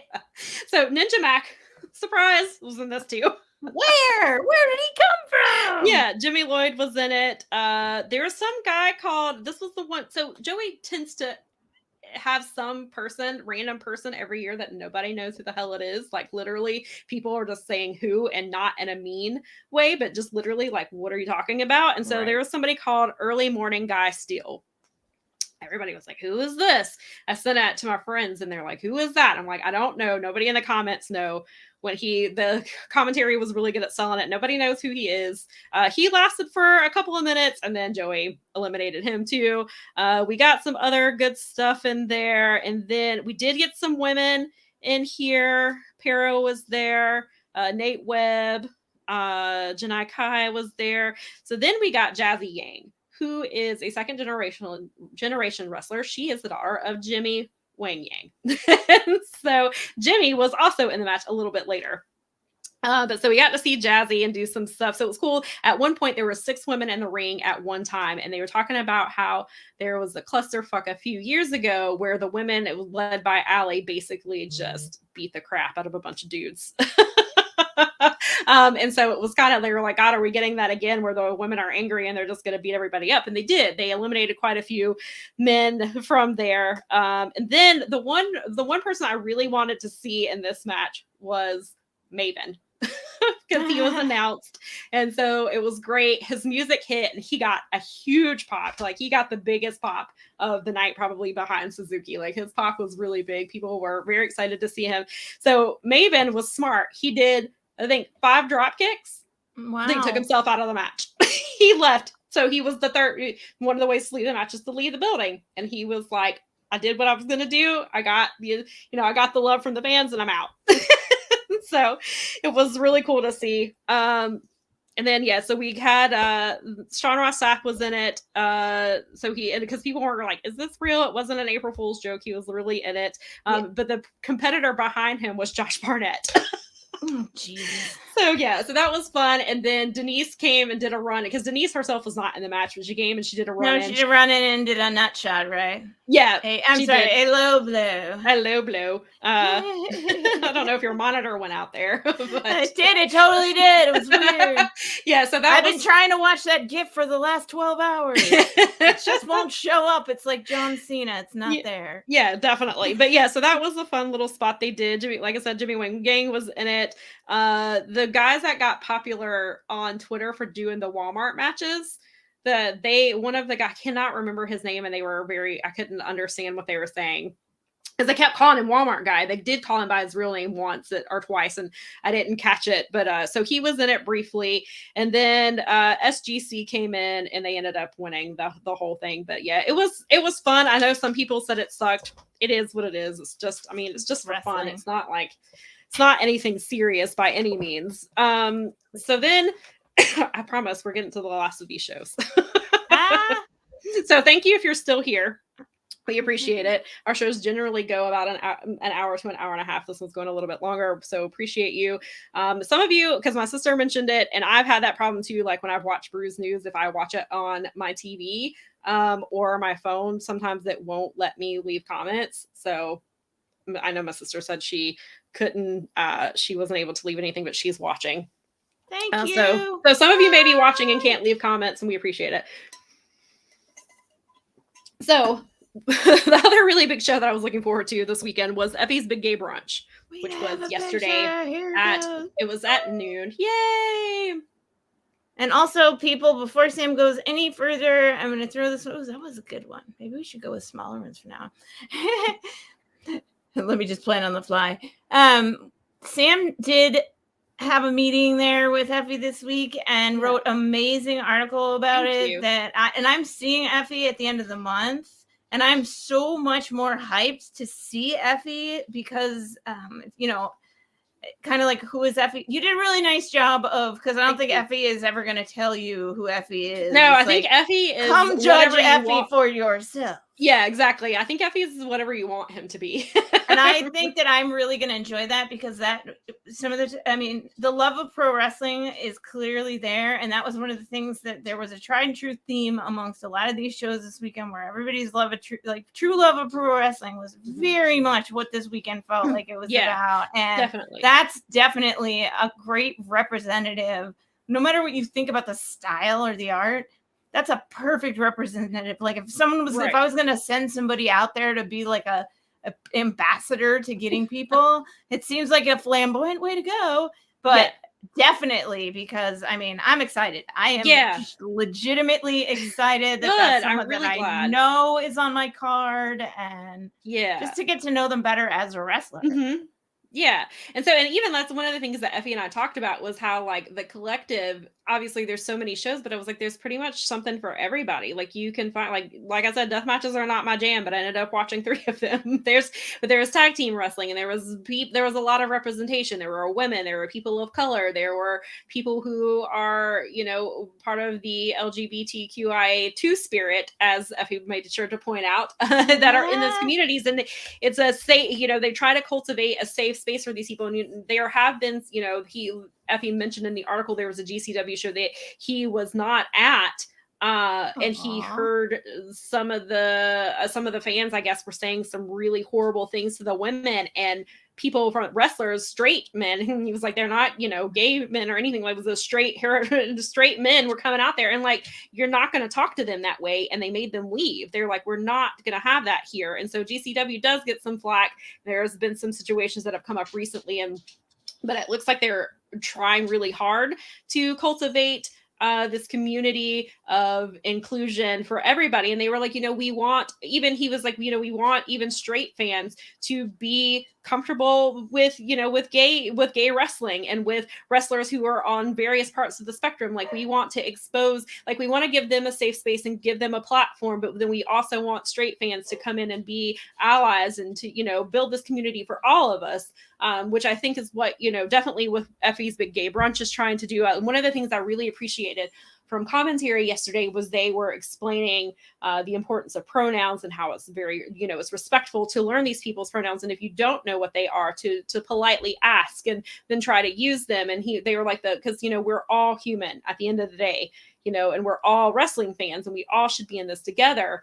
And when the matches would start, when the wrestlers would come out, they would say, this is Jay Vidal and their pronouns are this. And so they put every wrestler that came out, they said what their pronouns were. And then some people, like they were talking about Kid Bandit, who is very new to their Kid Bandit's very new to wrestling. Kid Bandit's only been wrestling for 9 months. And if you haven't seen Kid Bandit, I would recommend checking out Deadlock Pro.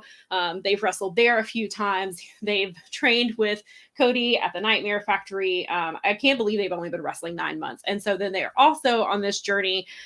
They have recently they've come out as transgender. They actually came out to their family earlier this week. And so Effie and I were talking about that because we've seen they were very nervous, but the wrestling community, I saw like Nyla, Buff Bagwell, Nyla's wife, Kel, some other Bojack, other wrestlers were like, no matter what happens with your family, you have your wrestling family, and we've got you. And and Effie was saying, like, even a few years ago, this wasn't really happening, and this is happening in a public forum where we're seeing, Kid Bandit's journey.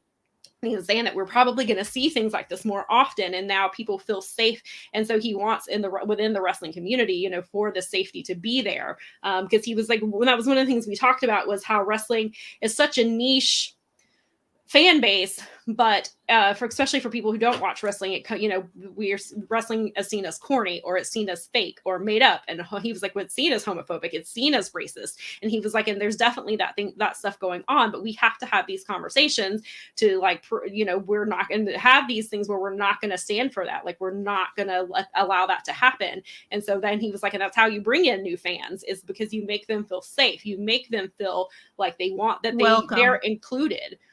And so I think the article is long, but we had a really good conversation. I really hope you guys check it out, because I just think Effie is doing a lot. He said that, he'd rather stay independent, and he wants to grow independent wrestling, and he wants to bring in, he was like, people, you have people now who are just coming to see the same people over and over every month, and you're not bringing in new fans. Well, this is how, and we talk about, how to bring in new fans. And that's one of the ways to do it, is to showcase all types of wrestlers, and so that people can identify with, these type of, with people who are similar to them. And then even you see wrestlers who are not like you, but you can see what they do and their love of wrestling as well. And so that's definitely what he tries to cultivate with a Big Gay Brunch. And he had, a really, really talented group of people yesterday. And I got to put this one up here, because this is a really nice comment. Thank you very much. We love you. Thank you. That's so nice, Daza. Thank you so much. Thank you. And I believe there's a comment right above that you might want to throw up there too. This one here. Yes, that's the one. Yeah, so we really that. Appreciate you guys hanging out. We appreciate you being super interactive with us too. Thanks. It's so nice. I mean, there's so little time this weekend on WrestleMania, and I mean, just to the Fight Game Media Network in general, we've got a lot of people giving us their time, and we appreciate it. And then thanks. I mean, that's cool. Definitely. Yeah. So I won't go super into this card just because there was a lot. I definitely recommend going to check it out. There were some people on this card that I've mentioned before, like Keita Murray was on this card, Jordan Blade. There was a Jay Vidal and Carlos Romo, who, and I believe I heard that Carlos is here from Spain, I believe is what I heard them say. And they also wrestled, he also wrestled in, at the Black Label Pro show that I watched last night. So there was a lot of really cool things. AC Mack was on this card. He tagged with Ashton Starr. They are a really good tag team. I will mention one tag team is Dylan McQueen and Kinsey Page. Kinsey just got signed to NWA. I think she's had a couple of matches on Dark. Dylan McQueen has too. Dylan has also done some stuff with the Nightmare Factory as well. But their tag team name is Petty and Pink. Which I really enjoyed. I thought that was a really good That's name. A perfect play on words. Yeah, and they ended up winning their Mayhem tag team match. So that was cool. But the one match that was, so Alley Catch wrestled Dirty Dango, which you all guys know as Fandango. He came out to Queen, which was really cool. They had a really good match. Alley Catch did win her match. There was also some, you'll have to see, there's some video of that. There was some lap dancing going on there from both of them. It was, and then of course it turned into, because we're still in a wrestling match, but that was fun. But the main thing, the biggest thing about this was that Effie was in the main event, and he wrestled Pimpinella Escarlata. So I don't know, some people may not be familiar with Pimpinella. I found out about Pimpinella, I think I was watching a Vice thing. Vice did a thing about different types of Exoticos and stuff. Yes. Right. And so the Wrestlers, it was called The Wrestlers. That was what it brought me back to. As a matter of fact, when I was kind of giving a little bit of an overview of kind of Effie's, like, some of the things he drew his inspiration from because of what you were talking about in your article. I was like, remember that episode of The Wrestlers we saw about the Exoticos? Yeah. So that was really awesome. Cool. Yeah, and so that's what I was telling him. I was like, so that's how I was exposed to the Exoticos, and Pimpinella was in that episode. Awesome. And so he wanted to bring in Pimpinella to kind of expose them to an American audience, and also to wrestlers who are in the community, to see kind of what they had to deal with, because a lot of the Exoticos not only faced like people were coming after them to try to hurt them and try to kill them because of who they were. Yes. And that's still, and Pimpinella has been wrestling for 34 years and has survived a lot. And not only Pimpinella, it was a lot of other Exoticos. And so he just wanted wrestlers who were in that community to understand, like, there will always be hatred towards us for who we are, but you can survive, you can thrive, you can be successful. And look at somebody like Pimpinella and look at what they went through. And so he really wanted to showcase that. And so they had a really fun match. It was like probably only like 7 or 8 minutes, but they got it. And like Pimpinella is famous for her candy kisses. And so she was dancing with a fan, danced with another one and kissed that fan. And she bit Effie on his ass. It was a lot of fun. It was everything. Awesome. It was everything I wanted it to be. And it was just, you could tell that Pimpinella was really excited to be there. And I think that fans were so responsive, because Pimpinella is probably not as well known in the US. So I think that, Pimpinella seemed really happy to be there. And the match was a lot of fun. Effie did his job and, showcasing the Exoticos. And I hope that they do, some more, because he wrestled Cassandro last year. Cassandro is another Exotico, and Cassandro has been around for a really long time, and so I really like that he brings in that aspect, and I hope that he continues to do so. And so that was fun. The next show, I believe you watched some of this one as well, which was Thunder Rosa owns Mission Pro Wrestling, which is an all women's wrestling promotion. They do have men who wrestle for it, but they have like a lot of the behind the scenes, the announcers, commentary. It's a very women focused show, and this was GCW's first all women's show that they did. One? I get this show? That's the one. Yeah, players only. One. Yeah, it's the last picture on the list. So yes, of course. But yeah, so this was a really cool show. Like Shaza McKenzie was on it. Janai Kai was here again. Allie Catch was on this show. La Rosa Negra was on it. Jody Threat, who I'm not very familiar with, she was on it. They had a really good match. Kylan King, who I think she wrestles a lot on AEW Dark and Elevation. She has done stuff with the Nightmare Factory. She was actually on Sammy's vlog was doing a thing last year where they were kind of highlighting. They did like an Olympics, and it's Cody. So Cody was on there, and then they had some people from the Nightmare Factory, and they basically were competing to be in the Nightmare Family and to have a Nightmare Family jacket. It was a lot of fun, but Kylan was the only woman, and Kylan she was very impressive. I believe she holds a couple titles outside in independent wrestling. I really like her a lot. And so she wrestled with Genocide has wrestled in AEW, but I believe that they are signed with NWA. Maddie Rudkowski's on this show. That is Thunder Rosa's protege. Rochelle Chanel, who we've seen before, she was on this card. So there was a lot of really cool matches. And then the reason I tuned into the show, other than supporting women's wrestling, was to see Trish Adora versus Thunder Rosa. There you go. Because these are two of my favorite wrestlers right now. I think they're both fantastic. This was obviously a non-title match. Thunder Rosa is not putting her title on the line. Trish Adora did not put her title on the line. It was basically just, let's see what we can do together. I believe this is the first time that I believe that Thunder Rosa handpicked Trish. I think she just kind of wanted to see, because Trish has gotten, she's getting such a reputation, and I think she wanted to see what she could do and also give her the exposure, because Mission Pro was starting to get some. So this was a really good match. It was one of my favorite matches of the weekend. I thought they did really well. They have different styles, but it worked. And Trish nearly beat her a couple of times. It was a really solid showing, and people really seem to be into Trish. I hope that they bring her back. Just the more that Trish gets to do stuff and gets exposure, the better. Yeah, definitely. Yeah. And you watched the show too, correct? I did not watch this one. Oh no, not this one. Okay, I'm sorry. Nope, and then there's one more match. It was the main event. Was Lufisto. They brought her in, and she wrestled Holiday for the title, and it was a no DQ match. This was insane. They had weapons, they had doors, they had chairs, they had all kinds of cool stuff. Yeah, and so it was really fun to see. Holiday did retain her title, and then they spoke in the ring, and they were just talking about how women's wrestling is so important, and it needs support, and they're on a mission. Basically, that's their tagline is we're on a mission.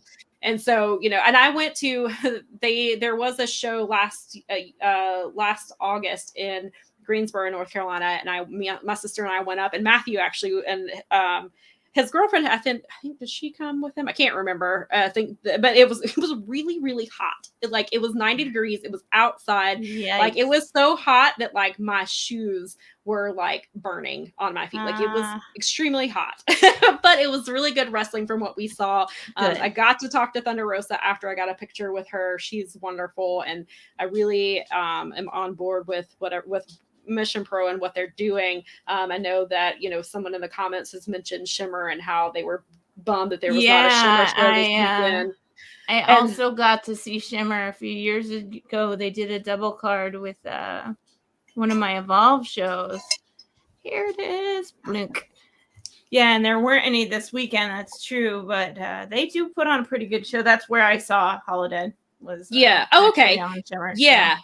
So. And I've also seen her on WoW and so, but I actually saw her live before I saw her on the program. So that was just because they had a double header, and we were like, you know what, let's do this. And it was really frustrating because they didn't do a good job promoting it. But what was kind of funny about that day is we actually got to hang out with. I was working the table with Susie, but she was in her scary gimmick from Impact. Sue Young.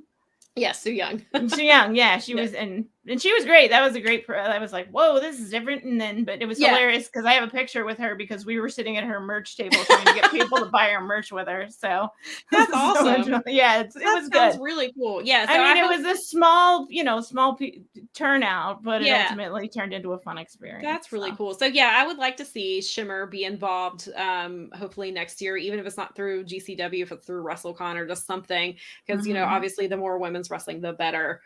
So I'm always for that. And then so I did watch WrestleMania, but then after WrestleMania, which was very long, as we know, and there was it's funny because out of the two, we've talked about this before, we don't watch WWE anymore. Of course, we were going to watch Mania. There are only really 3 things that I cared about, and they all happened last night. Yeah. So, I'm going to watch tonight, but the Grammys are also on, so I will probably have the Grammys on, especially because I believe that they are going to be doing it. I've heard that they are, because Foo Fighters were supposed to perform, but obviously they canceled, and I believe that they are doing a tribute to Taylor Hawkins tonight, so I definitely want to see that. So I'll probably, and I do work in the music industry, so I will probably just kind of keep it on just so I can kind of know what's going on. So I'll keep that on. But yeah, so everything I wanted to see on WrestleMania happened last night. The main thing was Kevin Owens and Austin. And Austin. I just wanted them, and I even tweeted it, I just want them to have fun. Yeah. That's that sign that gets held up. Just I hope they have fun. That's all I cared about. And they did have a lot of fun. I had a lot of fun. I also wanted to see Bianca versus Becky because I knew that they would deliver, and they did. That was a phenomenal match, and they almost got me. And I saw somebody else tweet it too when they started that they were doing the SummerSlam thing, and and I was like, I will turn this off. I will not watch this. I will not even watch Kevin Owens versus Steve Austin if they do what I think they're gonna do, but they didn't, so they got me. They played me. And I fell for it. But it was a really great match and a great moment. I'm so happy for Bianca. I love her. She's one of my that was favorites. good stuff. Yeah, she's one of my favorite wrestlers, and I just they showed it. They only panned to them quickly, but her parents were out there, and they are just adorable. I love her parents. She makes them like they had like shimmery jackets on. I think she made those jackets for them since she makes her own gear. And I do want to see. I was like, well, what is she gonna make for Montez? Because she makes his gear too. So nice. Yes, I'm always on gear watch for her because she hand makes all of her gear. That's cool. That's tough stuff. That's no joke. Yeah, it's not easy. Like I feel like it was either last Royal Rumble or last WrestleMania. She was working on her gear like 12 hours before.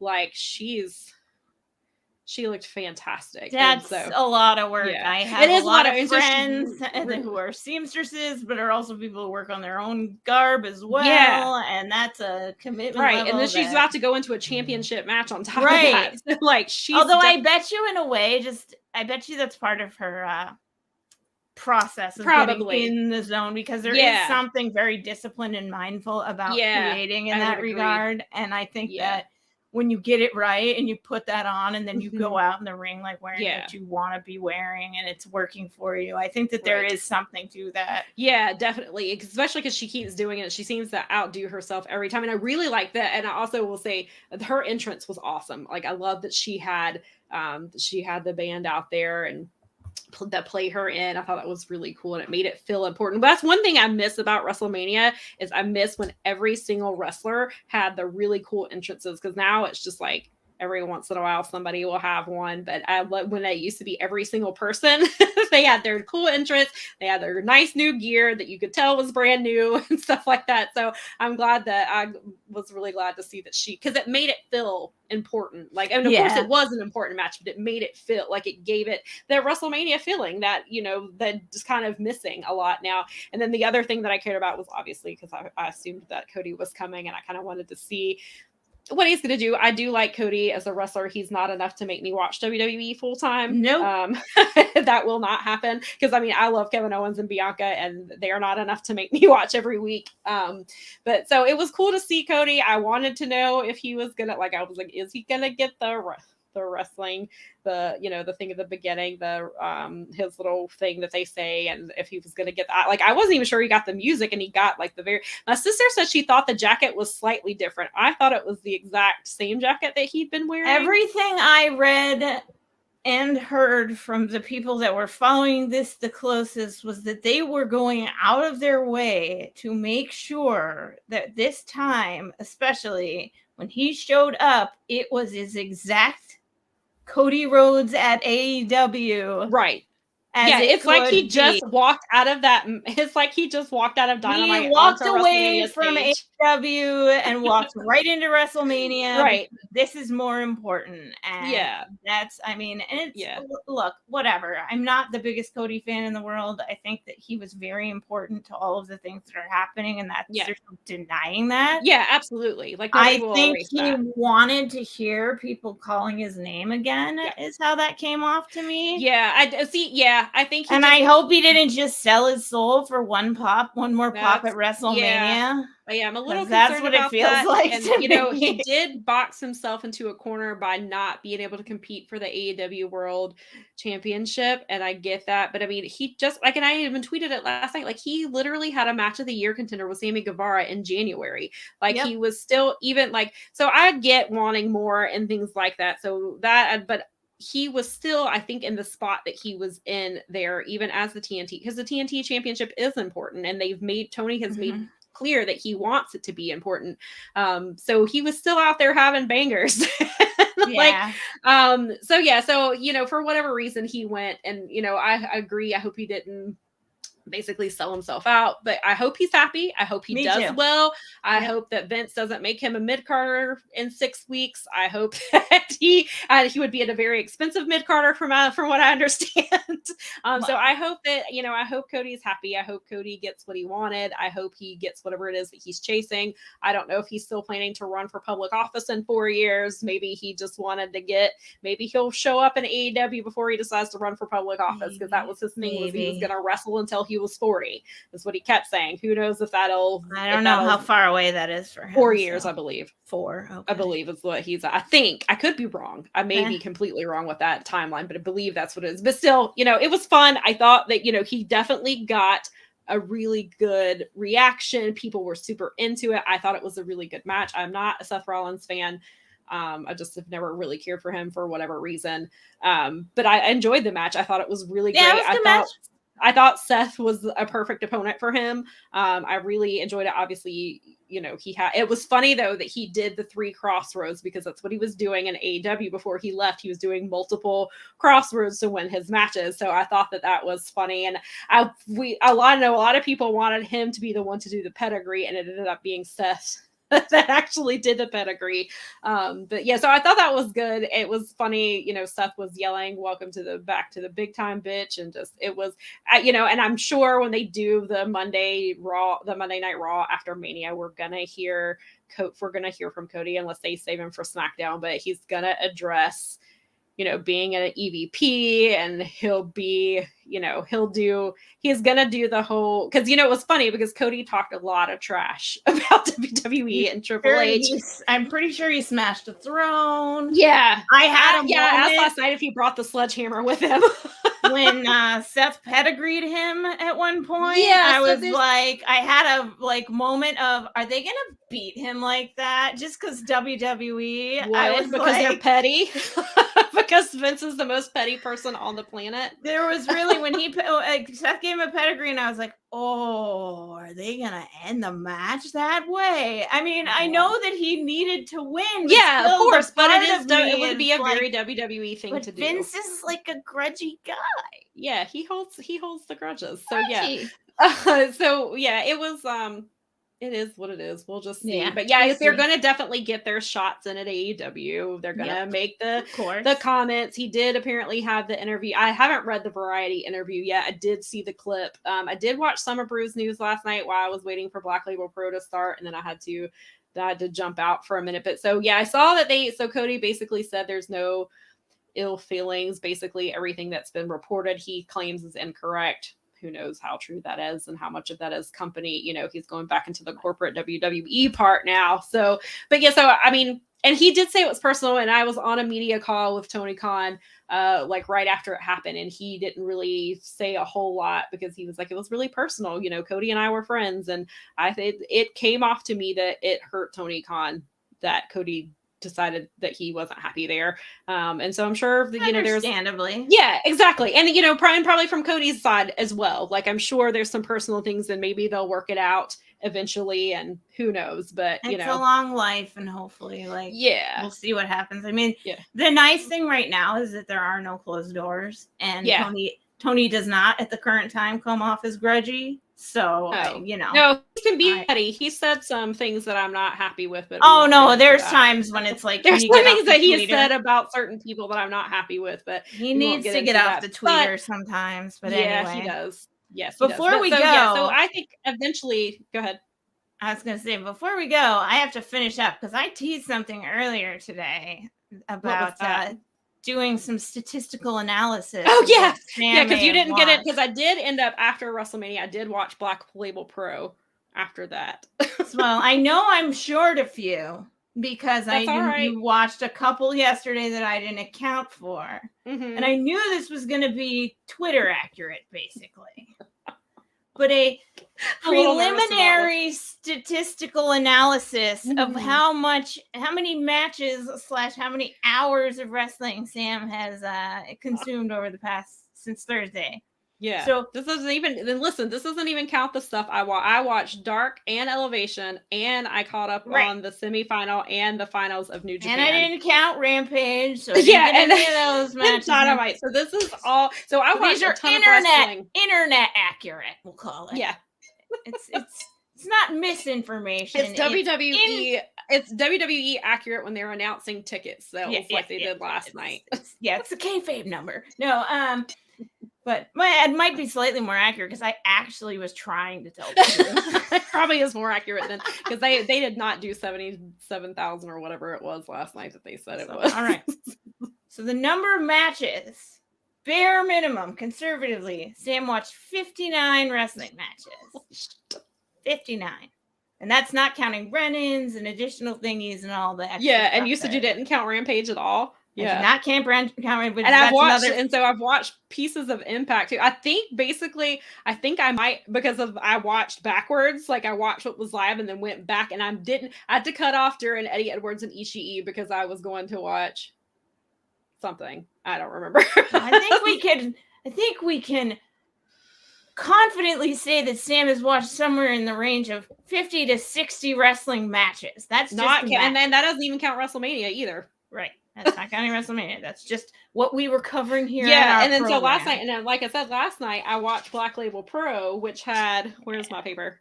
It had 1, 2, 3, 4, 5, 6, 7, 8, 9, 10 matches. So 69. Nice. Nice. Made it to the nice mark. That show last night. Let's just pretend the number's 69 for now. We'll go with it. Listen, that show last night started at 1:00. I went to bed at 4. I dozed off a couple times in the scramble match and in the main event, which was another death match.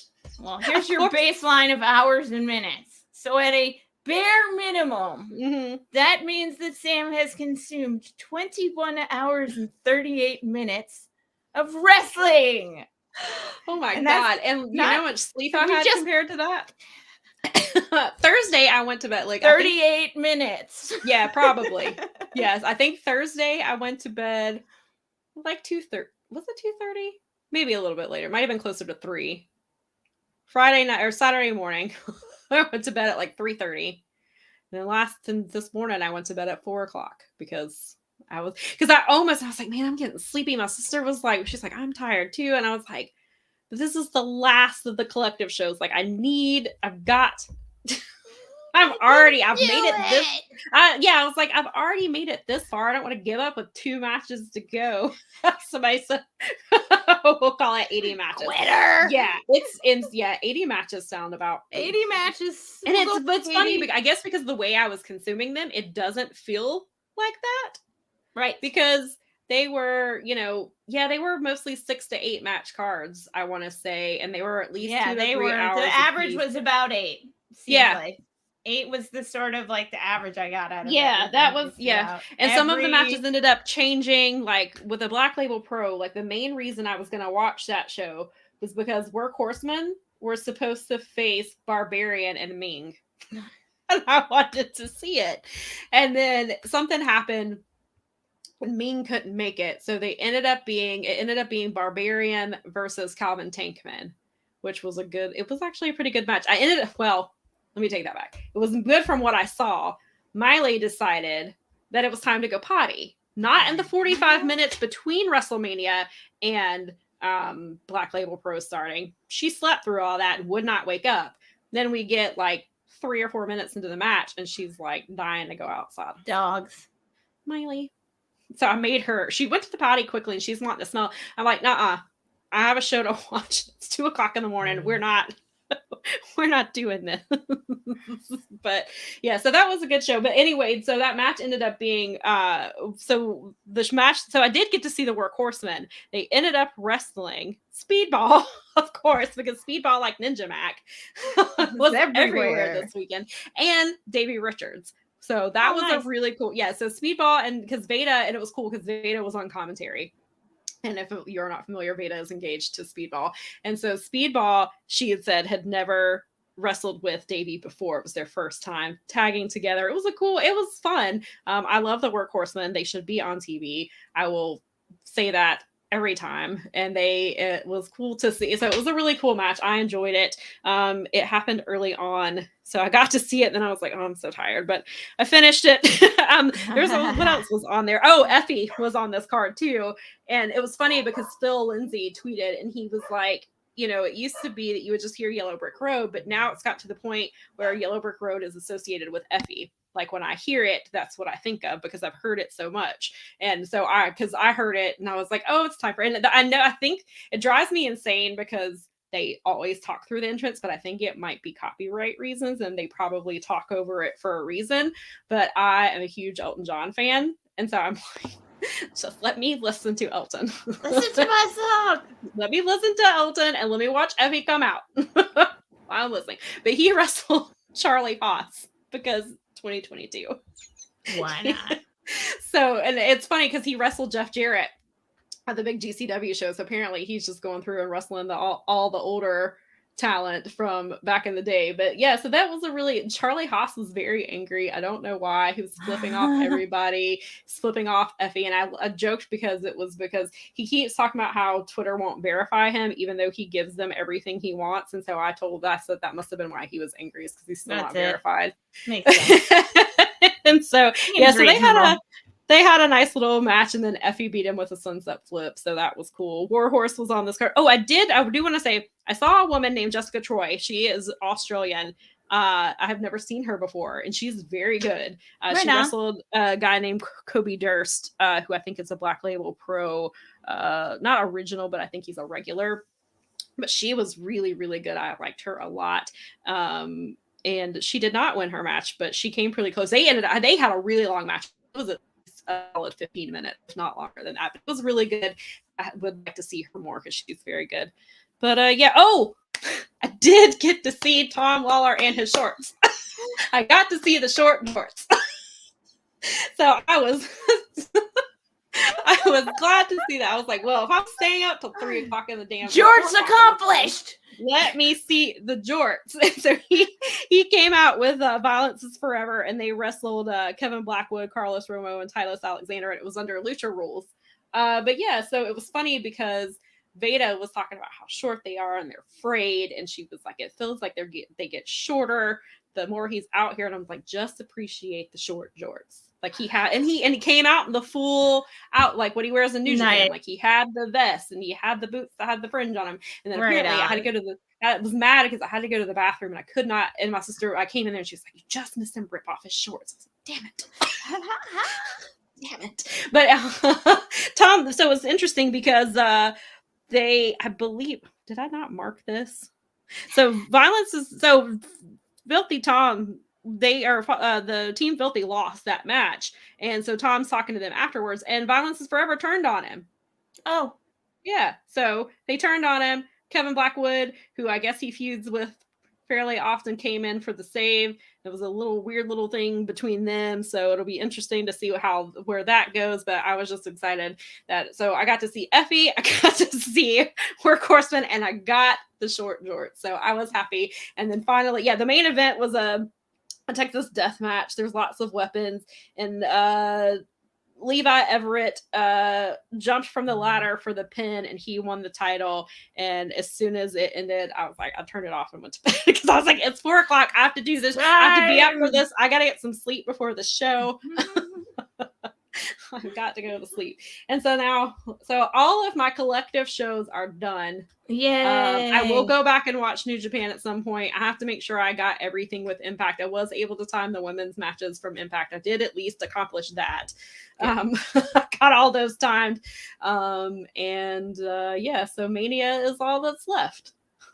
And then I'll be watching more stuff with Dark and because I won't take a break from Dark and Elevation because if you've watched this show, I've talked about Lucky Ali before. Lucky Ali had a dark match against Frankie Kazarian.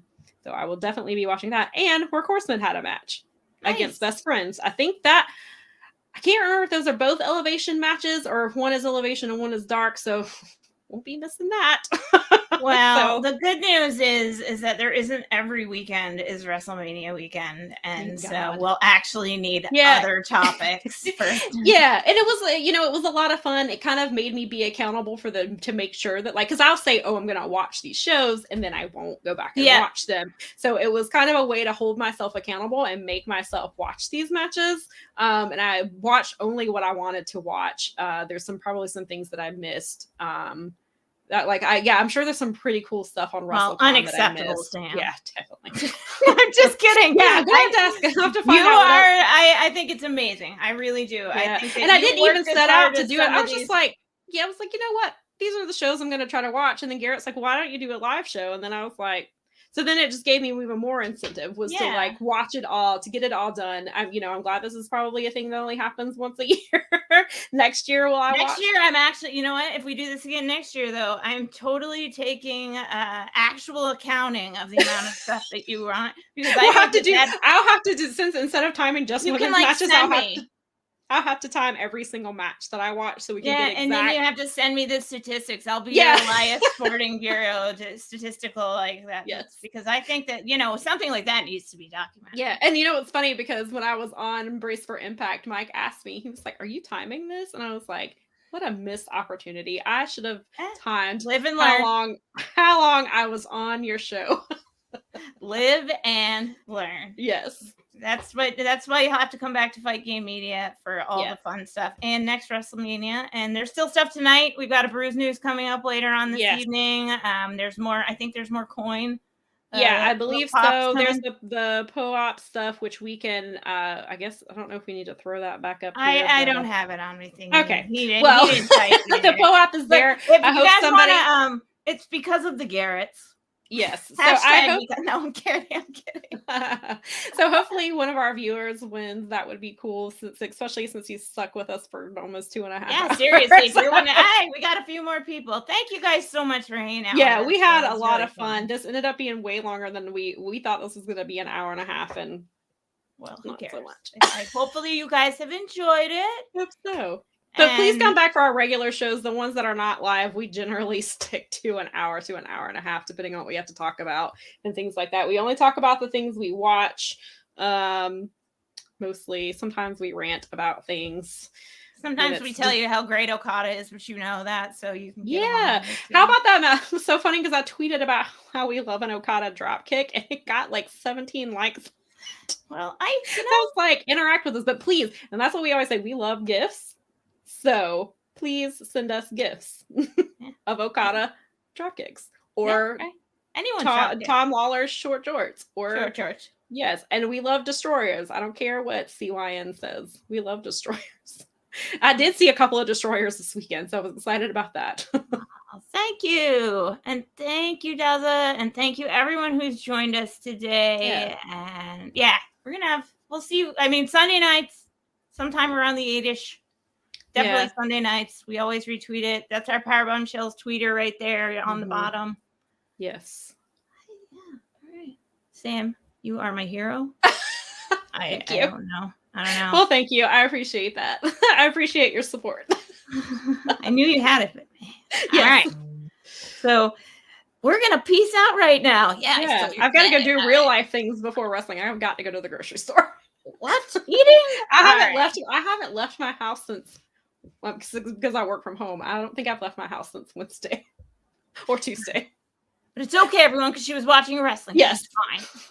All right. I'm going to end this thing. Thanks for showing up, everybody. Bye. See you next week.